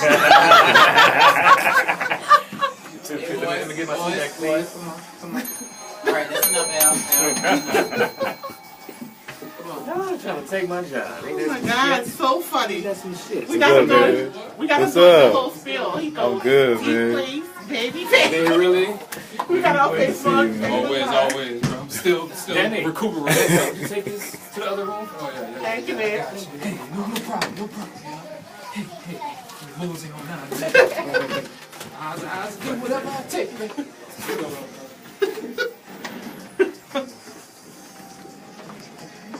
That boy said, I like this. It's playing double braid. he said, I'm gonna be at the jazz market all Wednesday. I That swear. boy said all He that. said the I whole can't wait to spiel. watch this video back. He was repeating anything he said. He said, Millennial Arsenio Jr. And we are back. Welcome back, you guys. This is the MisBelief Radio Show. You're listening live on WBOK 1230 AM or one of our many other platforms like YouTube, iTunes, Facebook. We on Instagram and wherever else you like to get your content from. You heard me. I'm DC Paul. No, you're not. Arsenio. No, you're not. I am. You were replaced. That quickly. There's some cute little boys up in here who apparently took the mic and took my job at the same time. So I'm really just trying to get it back. I'm trying, man. He said he was a millennial senior junior, did he say? Yeah. Impressive. and you cannot compete with his baby face. No. He said it He too. got the real baby Why face. would y'all make that boy? And then he went, don't get none on you. Oh, now y'all know I'm insecure. Why would you make somebody come here and say all of my things better than me? And that's why they need to tune into the Facebook Live. Yeah. Yep, so y'all can see what just happened. Tune into my Facebook Live and follow us on YouTube. Subscribe to us on YouTube. We have some amazing behind-the-scenes, off-air moments here. And it's a lot of fun. I love doing this show every Saturday. It's the most fun I have outside of the jazz market. So give us a call, 504-260-9265. This here's my favorite segment, What's Going On Out Here? What's going on out here? You heard me? That's where we talk about local talking points, news, events, people, things that interest us as millennials and put our own little spin on it. Who am I going to go to first? Oshun, what's going on out here, baby? Should I hit him with a question at hand? Go ahead. So today, what's going on out here is this, you guys. There's a show that's happening called Married at First Sight. Hey, I don't know if you guys, because I want to know what's going on out here. Okay, this is not... It's out here. Ain't we out here? So here it goes. That's not out there. That's not out here. It's out here because... That's not a local. How's that local? Wasn't I watching it in my room? Oh. Continue. All right, Continue. Oshun. Local New Orleans. Continue. What you call it? Okay, so... we were- Married at first sight. We was watching this show called Married at First Sight. I was watching it Which with... let me just say, this is Can I get it out let me first? let me say this is amongst the stupidest shows you've ever watched. It's right up there with Stranger Wives. First of all, it's Sister Wives. Well, they didn't know each other either, so. I thought that was like a polygamy show when you said that Stranger Wives thing. It is. I- Well, apparently it is. It's called Sister Wives, but Oh, I think it makes they're sense. also Oh, yeah, I heard of strangers. that. Shouts out to Oshun. What you talking about? Tell them about. So, it's 16 the and show... pregnant? It's not. Shut up. All right. It's the show about these people who do not know these other people, and the people match them together, and they get married. They're strangers, and they married at first sight, right? They don't even know the person's No. name. They don't know the person's name. They don't know what the person looks like or Don't know nothing. their background, So, what church they go to, nothing. right. And they go through like these tests, the psychological tests and stuff, and they ask them questions and things of that nature to see who's going to be the best fit, right? So I was seeing DC. I was like, you should go on this show. I was like, you would be awesome at that. He looked at me and said, baby, you know how you go, baby. This is about, and he started cussing and calling my show all types of N-words and stupid N-words. You called the show an N-word? Yeah. Stupid N-words. And it made me think, I was like, would you get married at first sight? And I asked myself, and myself said, you sure would. And I said, you right, girl, I sure would. Wow. So now my question is to Martin. Hell no. You wouldn't get married at No. first sight either? No. I definitely would do it. Why would you do that? Because it's fun. Why would that be? You could be marrying a psycho. True. Legitimate psycho. That's true, too. But it's worse than for real. That's true, too. But like, what's the There is here's the no. thing. When she first put the show on, she tried to explain it to me. I said, it sounds stupid. She was like, it sounds dumb and stupid. She was like, well, the show paid for everything. I was like, well, that sounds a little less stupid, but still, the show. No, it don't. But No. so we kept watching it, and this dude was in the ring store spending his own money on a ring $2,300 to give to a woman who he never hadn't met. even seen before. He didn't even know her. He didn't even know her ring size. You already paying with your life. Even if they paid for the ring, the marriage, everything, I still gotta pay with my time, my life, my sanity. So this is the fifth. This is the fifth season. And on top of that money too. This is the fifth season, and they usually do 3 couples a season. Is it usually white people? No. Wait, really? It'd be us on there Right. too. There was a black couple on this episode.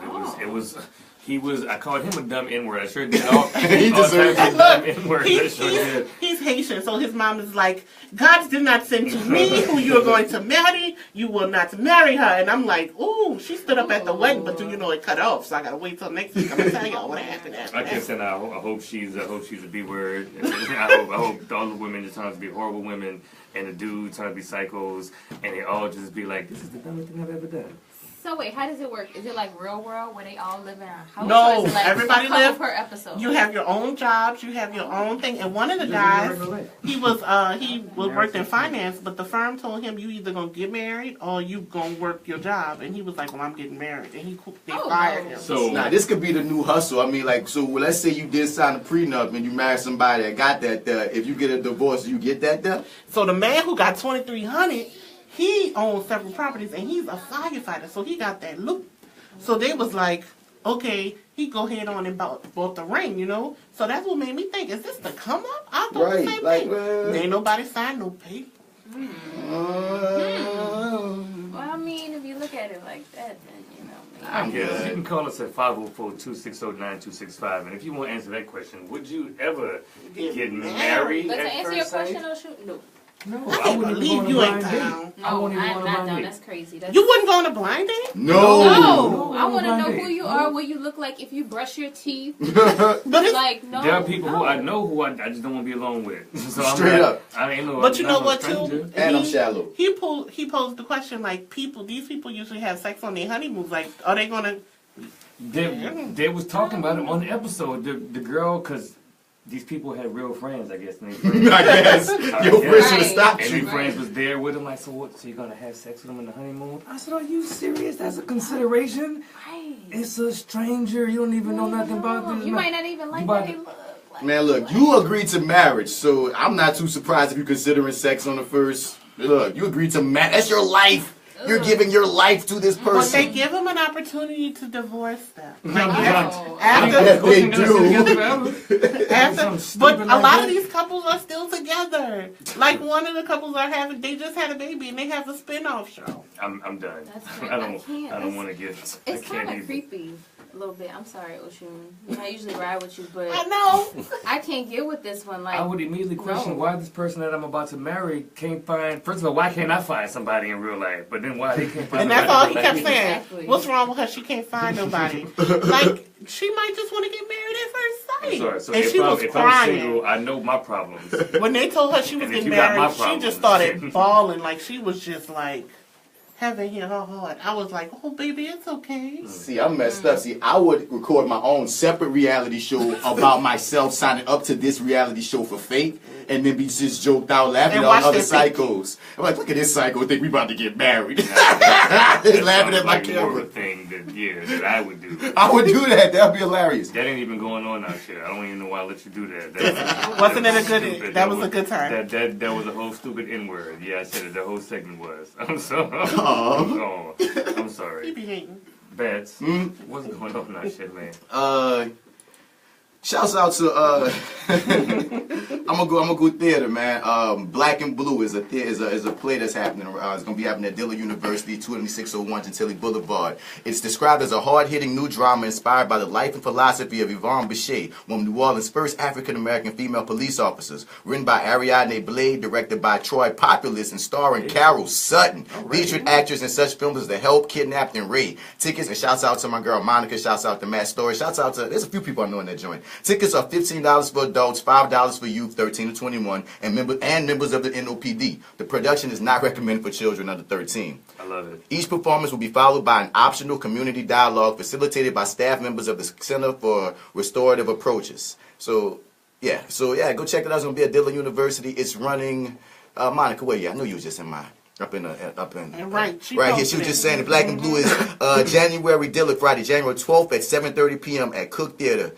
Show she said everything else I said, and then about the first black woman to join the NOPD in the 1970s, running every Thursday through Saturday at 7:30 p.m. and Sundays at 3 p.m. until the 28th.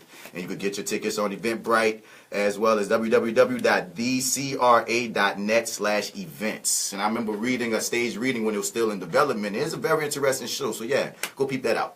Nice. I'm interested in that. Yvonne Bichet. One of the first That's Troy mama. Joined the NOPD. I was, really? That's Troy Bichet mama. Shouts out. That's beautiful, man. Yes, Shout out indeed. to that. So check out Black and Blue at Dillard, starting on the 12th, running through the 28th, every Thursday through Sunday. You heard me? And that's what's going on out here. Jay Steele, what you got? What's going on out here? So y'all know it's been really cold lately, like freezing, like ridiculously cold. I didn't notice. We didn't have a winter in December apparently, so winter is just like I'm about to give y'all everything I got right now before it's too late.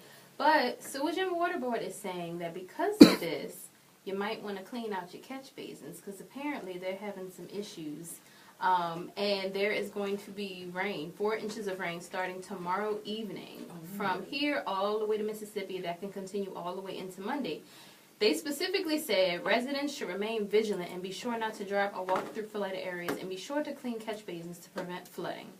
The city's drainage and power systems are working with 113 of the 120 drainage pumps operational, apparently. That sucks. That does suck. I know one thing. And I don't trust it.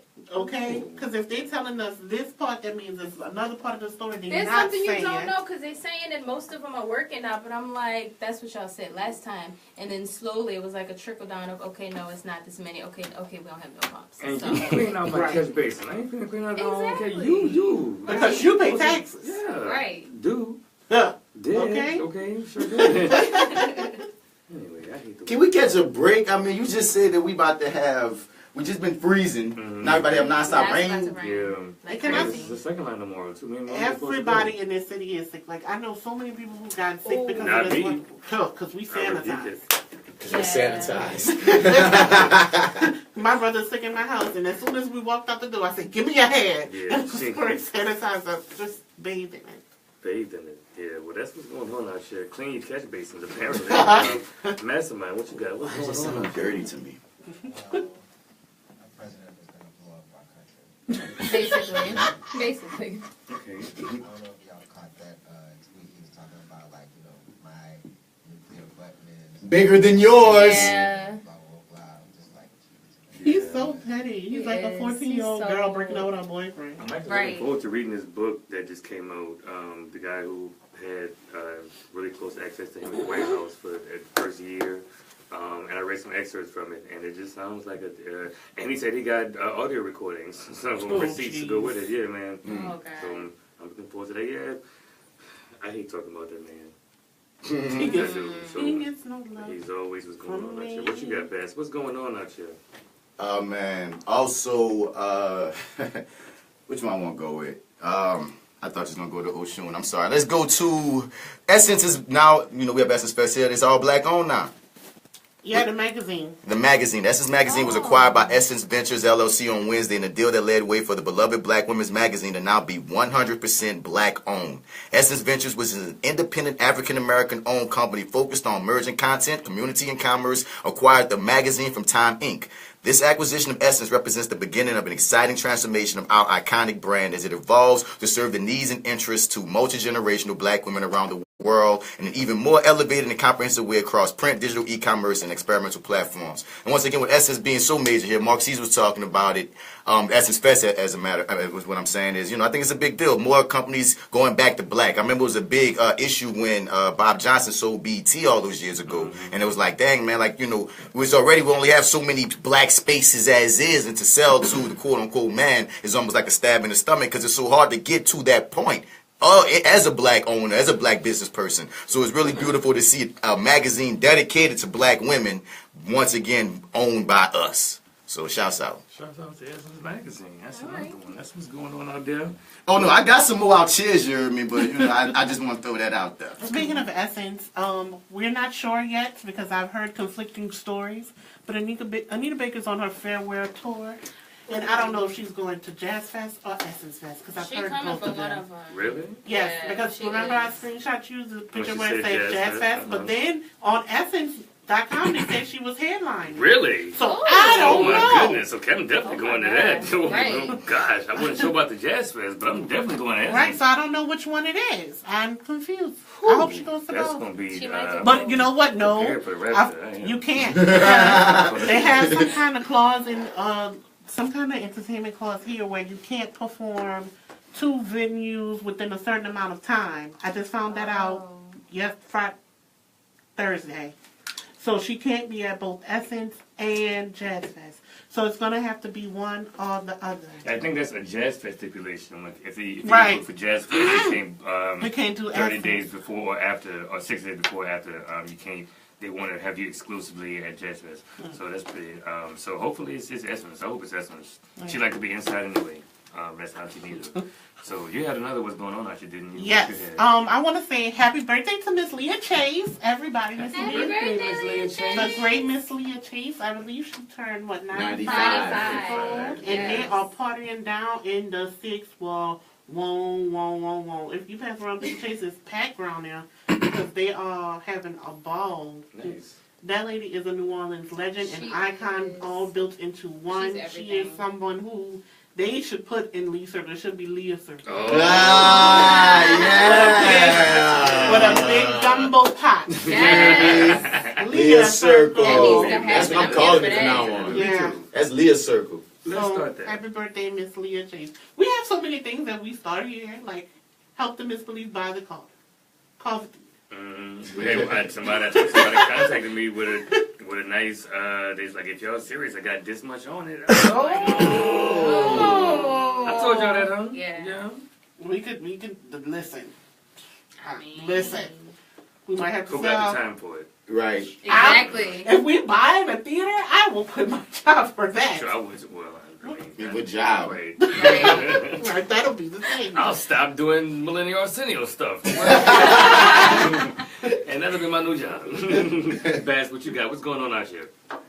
Me again? Bass. Oh, I'm sorry. Okay, but Baz got the state of Louisiana. Okay, this is a more like lower one. You know, you often say that I have these depressing stories, but you know, it's an interesting thing that records show that Louisiana paid $1.3 million to settle sexual harassment claims over the past decade. Well, that's lighthearted. Where they get $1.3 million from and they They cut said the million, top? a billion. Million over the past few years. The state of Louisiana has paid nearly $1.3 million to settle sexual harassment claims over the past decade. Records show the state reached 27 settlements with payouts ranging from $5,500 to $150,000 from 09 to 2017. Among the accused in those cases were workers from colleges, hospitals, prisons, and other government agencies. Wow. The list also includes a settlement paid regarding allegations lodged against the state legislature.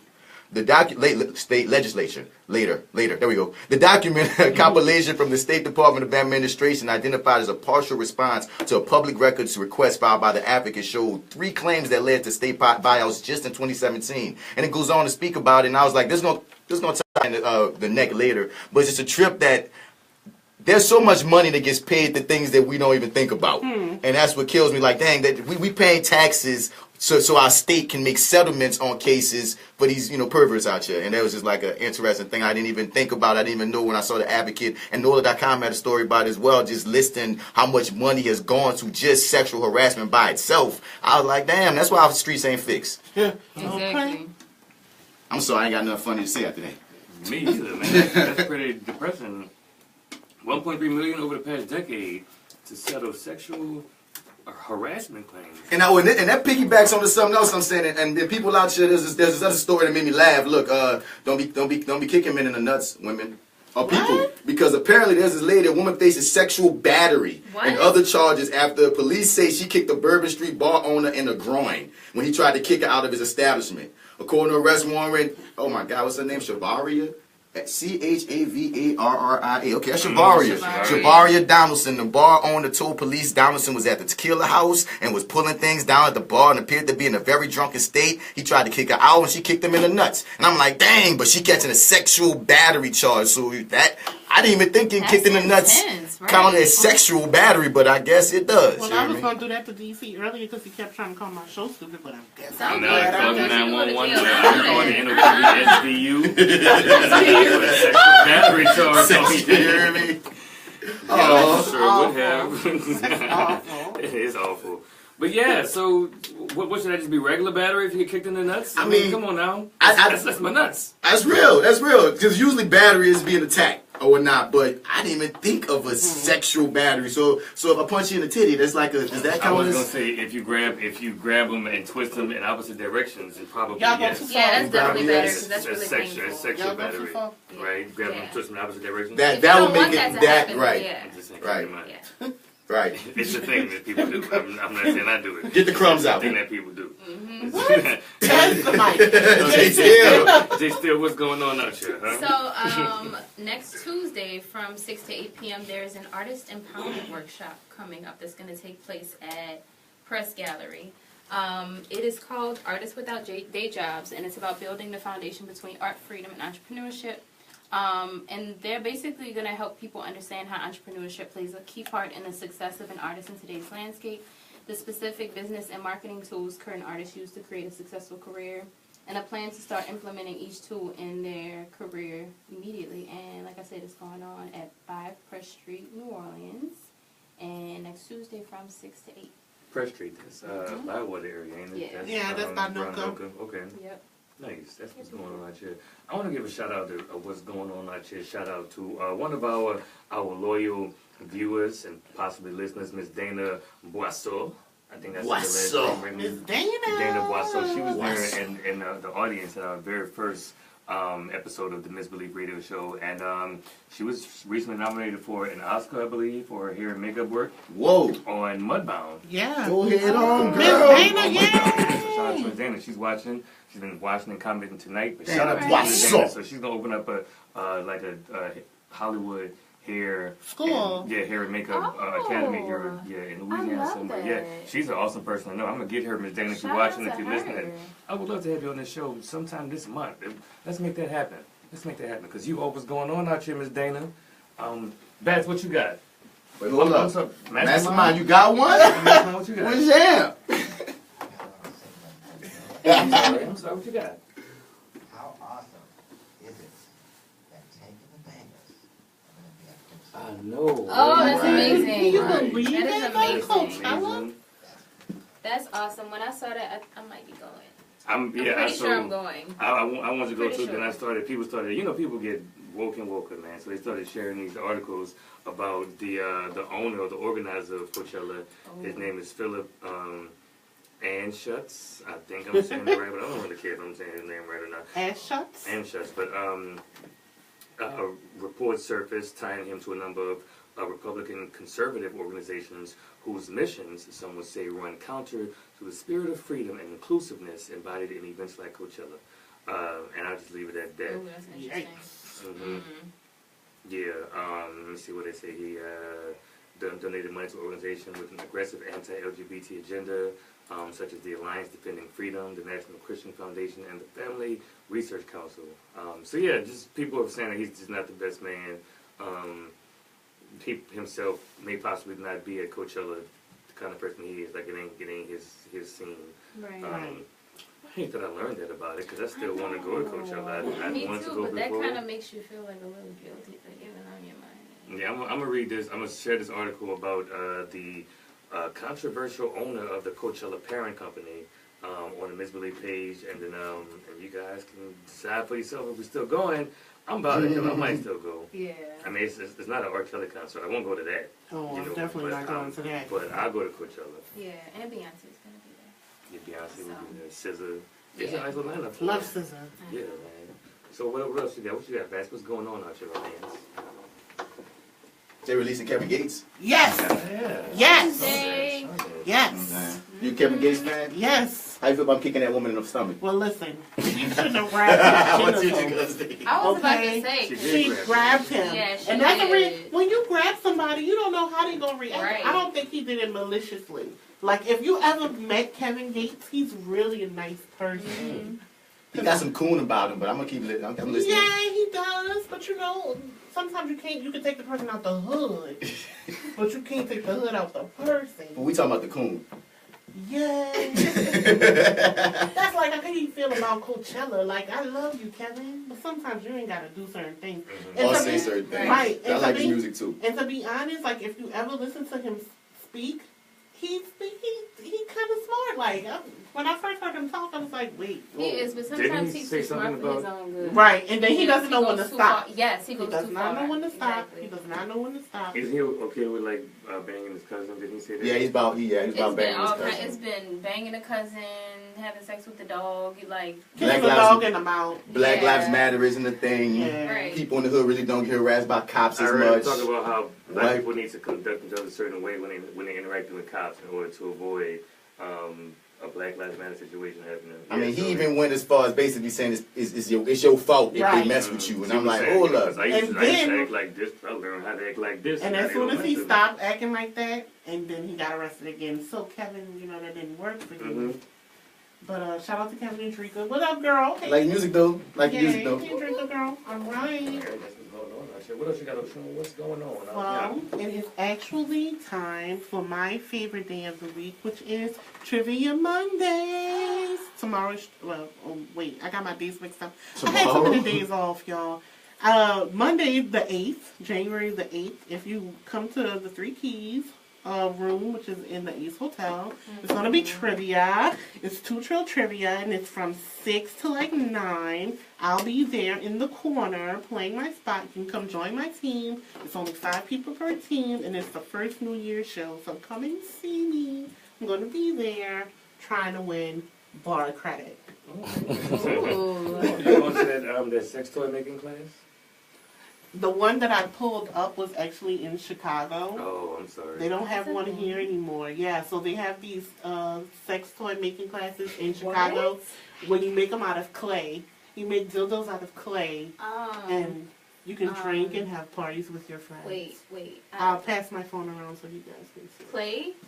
Like, Come on, Jay, still tell us about the clay sex toys. I don't know anything like ceramics, ceramics. So you're supposed to bake it, you're supposed to shape it, bake it, you take it out, you paint it, you base it. Yeah, like ceramics. That's really interesting. And you can make it you're not supposed to use ceramic. Oh, you on to something. That's what they need to promote. You got to shape it, bake it, and take it. No. Bang. Wait. Shaking, baking, and taking it? Wow. It's called the Adult Toy Baking Workshop. Wow. And you use clay to build your own customized ceramic dildo art. I feel like you're not supposed to use ceramics inside your body. I just feel like it's inside your body. Ain't a regular dildo. I've never heard of that either, though. I feel but look at the one they have on the picture. And this is safe? It looked like a flute. I feel like this isn't safe. I guess if you put a condom on it, I guess it'll be okay. But it's ceramic. You don't use no polyurethane coat on it, it'll be alright. If you put that polyurethane coat, you might have a problem. I don't want you to put the polyurethane. Wait, say polyurethane coat on it. Say the technical term, but get of this thing. You say something dildo. That's on part that stands out when you say it. It's ceramic dildo art, customized ceramic dildo art. It's like they tried to sell customized ceramic dildo. So you can shape it, like you can shape it. You bake it and then you take it. Well, I don't know. It ain't a sex toy if it's not to use. Otherwise, it's just. I mean, they do have penis art, though. That's the thing. Penis art. They have an artist in Bridgewater. He has a shop full of And look what it says. Perfect for ladies' night out, bachelorette parties, and birthday parties. We provide the materials and tools. No art experience is needed. Bring your bestie. That's what it says. Bring your bestie. Yeah. And this was happening in Chicago. They had one here, but I couldn't find the one I mean, I if had. that's anything like the thing in Atlanta where you could paint the men naked. They paint all of this. Oh my God. I was just saying. Right, I mean, we just said with a straight face that this man somewhere in the city got a shop full of penises. So, yeah. It's penis art. It's a lot of, It's just a funny sentence. Yeah, it's weird. It is weird, but I mean... No, I'm not going to say anything artistic is weird. It's artistic. He's eccentric. That's the word that they use, right? Eccentric when you're being, So, that's the word I prefer. Yeah, there we go. Yeah. It's just a funny sentence. What else is going on out here, I guess? Shop full of penises. Shop full of penises. Whole shop. I feel like you're going to name this title. The episode of called A Whole Shop Full of Penises. We got options. We have options. We always have. I was just telling them I can't wait till the year end, like when we make our year, because I'm pulling out all of the quotes. We're gonna do this again. We make the year. Yeah, who said that? That was very fun to go back and watch. It is. We had lots of fun. Give us a call at 504-260-9265. Y'all, we like callers, to have some fun with us. Even if you're from the Westbank. Y'all got something else? What was going on? I'm good. Man, they showing us mad love on Facebook Live. Thank y'all so much for watching. But Yeah. call us. We like to talk too. I guess it's time for us to take a little break. Do we got time for a break? Oh, they said that. Oh, I want to say one thing. That judge that remember, I got the article up. Screw it. I just throw it out there. Tatrice Harrison. Remember, they tried to give her a charge when she pulled a gun out on that dude, and she was like, "Don't roll up on me." He kept on trying to go help her, and she put a gun. Well, she just qualified to be a judge. So for the judges race, for all these judges race. So shouts out, Mr. Tatrice Harrison. You let me. I'll vote for you because you let me know you real out here. Don't run up on TD Tatrice, baby. So yeah, that was the last one I had. Just They're not gonna let us vote for nothing else. We didn't got the lady up in here. They say she didn't steal the people money. TD up in here pulling out the gun. We're not gonna be able to vote. We been doing some gangsters. We're not gonna be able to vote for nothing. All right, man. So, you gonna give us one or two before we come back and do the last two segments? I'll take that. Well, what you got? Well, the next one I got is called, which I really like this title. It's called The Great Saxation. Okay. Reggie. I know Reggie. Okay, shout out to Reggie Smith. I do. I met him at the jazz market. All right, he played the saxophone, of course. So, man, stay tuned to the Misbelief Radio Show, y'all. Don't get nothing on you. You hear me? Y'all like that? You like that? Yeah, Reggie, got a long if that's beating like that, where did you have it plugged at? Right here. In the circuit breaker thing? No, not the circuit breaker. It's still hot. Yeah. That's not good because that could short your computer out. Short your computer. Short. Get away from me.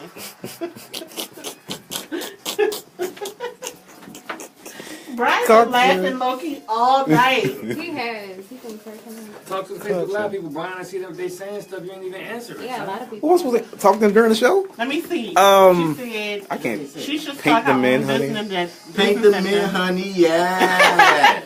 What is that? Miss Dana. Yes. Say it again. Bourgeois. Miss Dana, I hope you were listening. You got shout out during the show. Wasso, I like that. Miss Dana, it'd be great to have you on the show sometime soon. We're very proud of you. Very proud of you. Very proud, Miss Dana. We love you. Thank you. Shout out to Miss Wasso. Shout out to you. Shania Hamlin. Signon. Signon. Hey, Signon. Oh, Shania. What up, Shania? We used to work together at the Navy base back in Illinois. Great Lakes, Illinois. When I used to work for the Navy. People don't know he used to have jobs. That girl said he's jailhouse smart. You right? Yeah. I wanted to say he's like he that smart that think he's smarter than he is, even though he's smart. It's like, nah, you ain't as smart as you be trying. He need to Right. shut up sometimes. Damn, Exactly. he's too smart for his own good. His mouth too flip. And then he get in his feelings so fast. I bet you he had cancer. Or a Gemini. It's DC. Look at the Facebook Live. Especially DC. Right here. Reaction. No, it's over here going mine because yours ain't updated. Especially. Hey, y'all. Senor. Hey, senor. Yeah. She know my little brother, too. Apparently both of us is her baby. Oh, she like the Carkums. The Carkums? The cock. The cocks. Speaking of cocks, listen. Oh, I was going to shout out the shirt. Oh. Rebuild the East Club, the East Beast. Malik gave it to me for my birthday, you heard me. Do rebuild the East. Hey, Miss Cindy Wynn. Hey, Miss Cindy Wynn. Okay, so everybody knows I have a pet rooster named Walona. Walona is missing. You have a pet rooster? Yeah, girl. You know that? Do you have chickens too? No. Well, they have neighborhood chickens, but they ain't mine. But Walona is my rooster. And Walona is missing. And she's been missing for, I hope nobody... She's been missing since before Christmas. Somebody ate it. I think somebody ate Walona. So if you have Walona, if you are in the 7-1 area where all the wild animals run free, if you are on like Esplanade Avenue and you see my damn rooster, please call me. Do not try to pick her up because she will peck your eyes out. See, I need my rooster. And she only eat organic chickpea crackers from the Whole Foods. So don't try to feed her no corn because she don't like that. Thank you. If you go and follow me on Instagram, you will see lots of videos of Walona, my rooster. I'm going to stop calling her a chicken because she ain't one. And follow us on YouTube, because I don't even think we have our 100 subscribers yet. And we know... We still need our 100 subscribers so we can get our name. We know more than 100 people apiece. Y'all watching, go to youtube.com and type in TheMisBelief, all one word. You don't even have to watch the videos.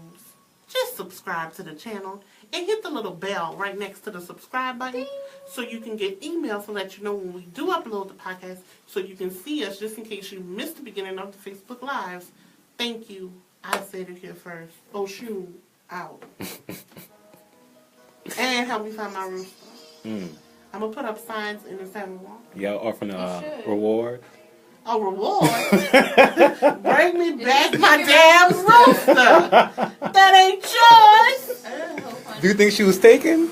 Yeah, you have enemies out here? Yeah. Oh, now you know I got enemies. Somebody stole my damn rooster. Someone stole your rooster? Walana's missing. This is Walana. Show the people. Wait, I want to see it.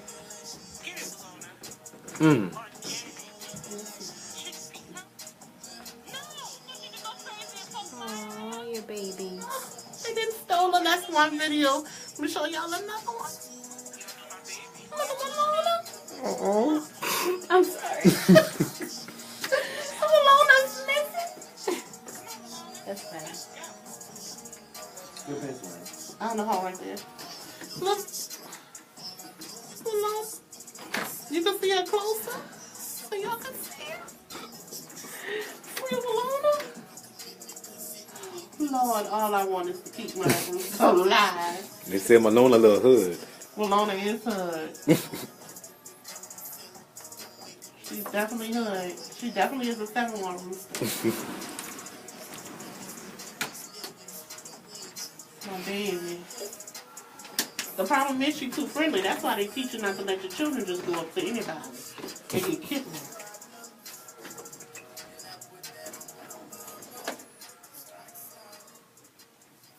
We are back, yo. We're back. Welcome back to the MisBelief Radio Show. We're live on WBOK 1230 AM in Gentilly. You heard me right next to the fairgrounds. That's where we broadcast live from.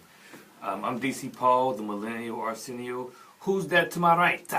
Yellows, everyone. This is the one and only Oshun. Word up, word up. Who's this to my left? The uncanny. What? The uncanny. I need...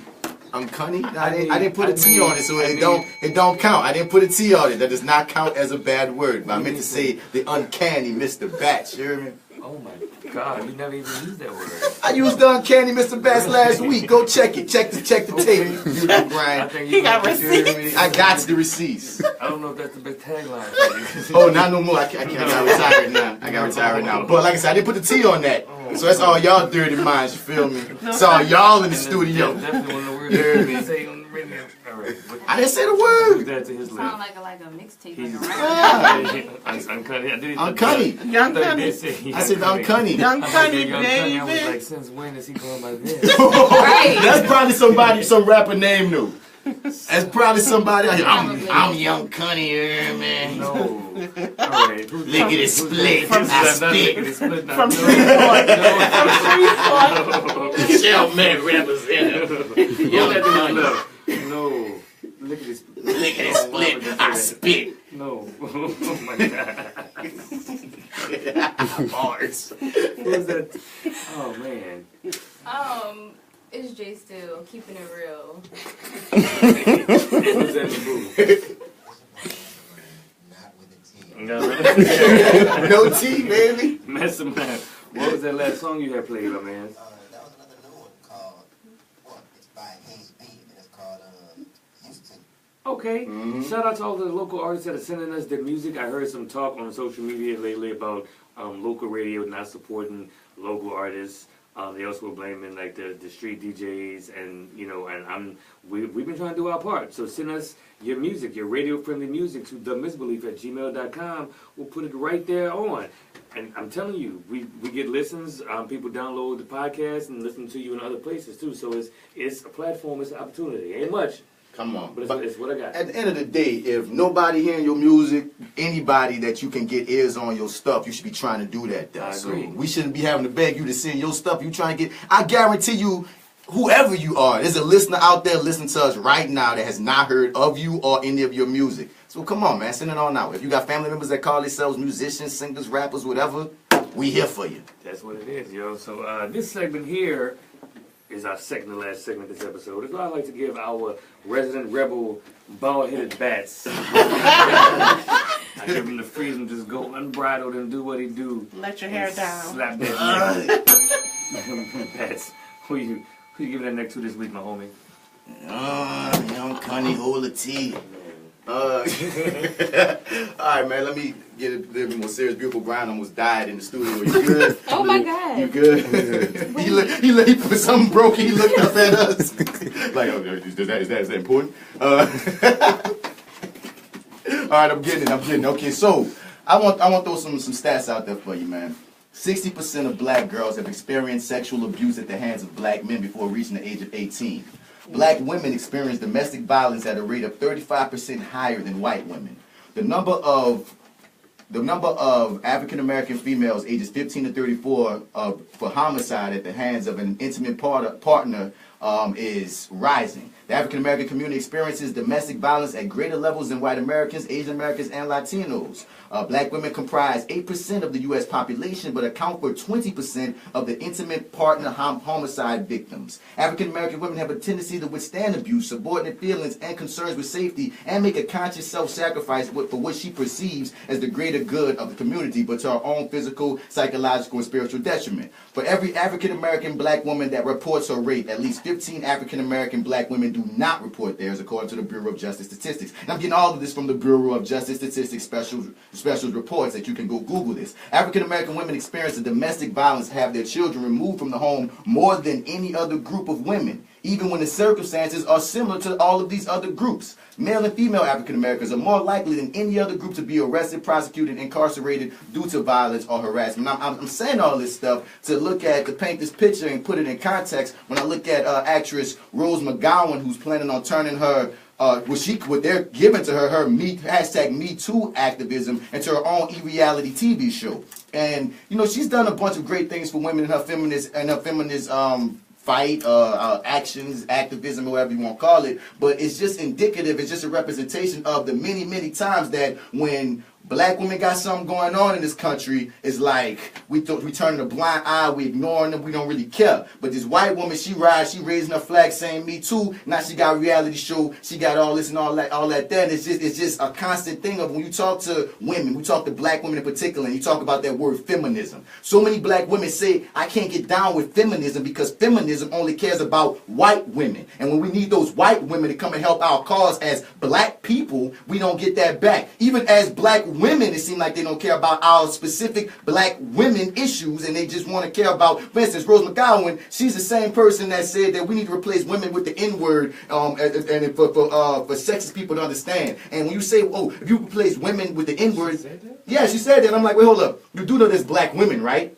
The N-word is not just a male thing. The N-word counts for males and females, so it's not just about replacing women with N-word. Things like that let us know how out of touch white women like her are. They even had this whole women boycott Twitter that went down when she was booted off in support of her. But I'm like, I don't remember any women boycott Twitter for Jamel Hill when she went up against Trump, for Leslie Jones, when all the white freaking Nazi type cats constantly harassed her, and it seemed like nobody on that side of the feminism spectrum was even giving a damn about Leslie Jones. Gabrielle Union been talking about this issue for years, and for the nerve of you to be getting the props for the hashtag Me Too, which was really created by Taranya Burke, a black woman, and that's what continues to happen. If you even go back to the mammy years when black women when black women had to take care of your kids and basically was even nursing your children while you got to just sit back and be pretty. When I see stuff like this, it just takes me back to those eras. I'm not a black woman, but I'm more than sure you talk to any black woman, and there's a certain specific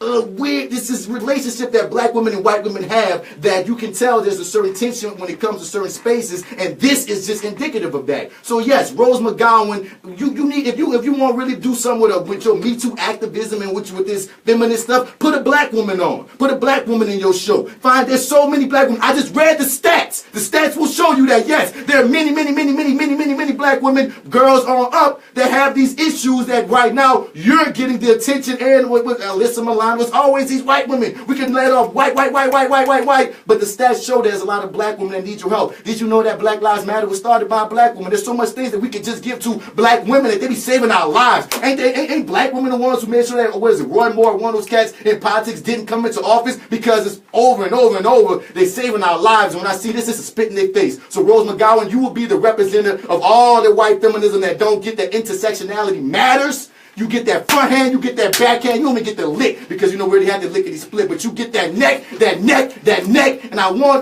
we need some more attention on, man. We're cooling down our own, straight up and down. Let's just keep getting slapped. You dig?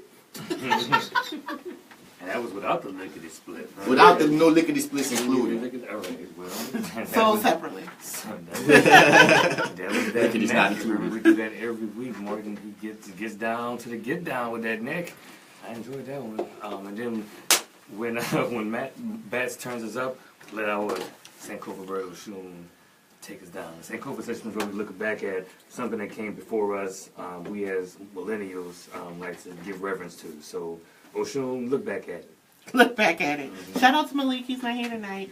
Tonight we're going to take a look at Tommy LaFawn, born December 28, 1810. That's my birthday. It's someone else's birthday. Tommy LaFawn was a businessman and a philanthropist. He was born a free man of color in New Orleans, which was very rare. Most of his early life was spent in poverty, but somehow he acquired enough education to become a school teacher. Between 1842 and 1850, he became a merchant, invested in real estate, and made loans to others. His wealth resulted from shrewd investments and his frugal lifestyle. He made large contributions to the American anti-slavery organizations, the Underground Railroad, the Catholic Orphans Institute, and many more. When LaFawn died, the bulk of his estate was left to charitable education and religious institutions. I know you've heard of LaFawn Nursing Home. Mm-hmm. That's because old man Tommy. Mm-hmm. That was his property. A lot of things. That was a bulk of his real estate. Mm-hmm. Among them were also Charity Hospital. Nice. That was because of him. The Society of the Holy Family, which is also right there in that vicinity by St. Mary's and all that. Yeah. And Straight University. Better known as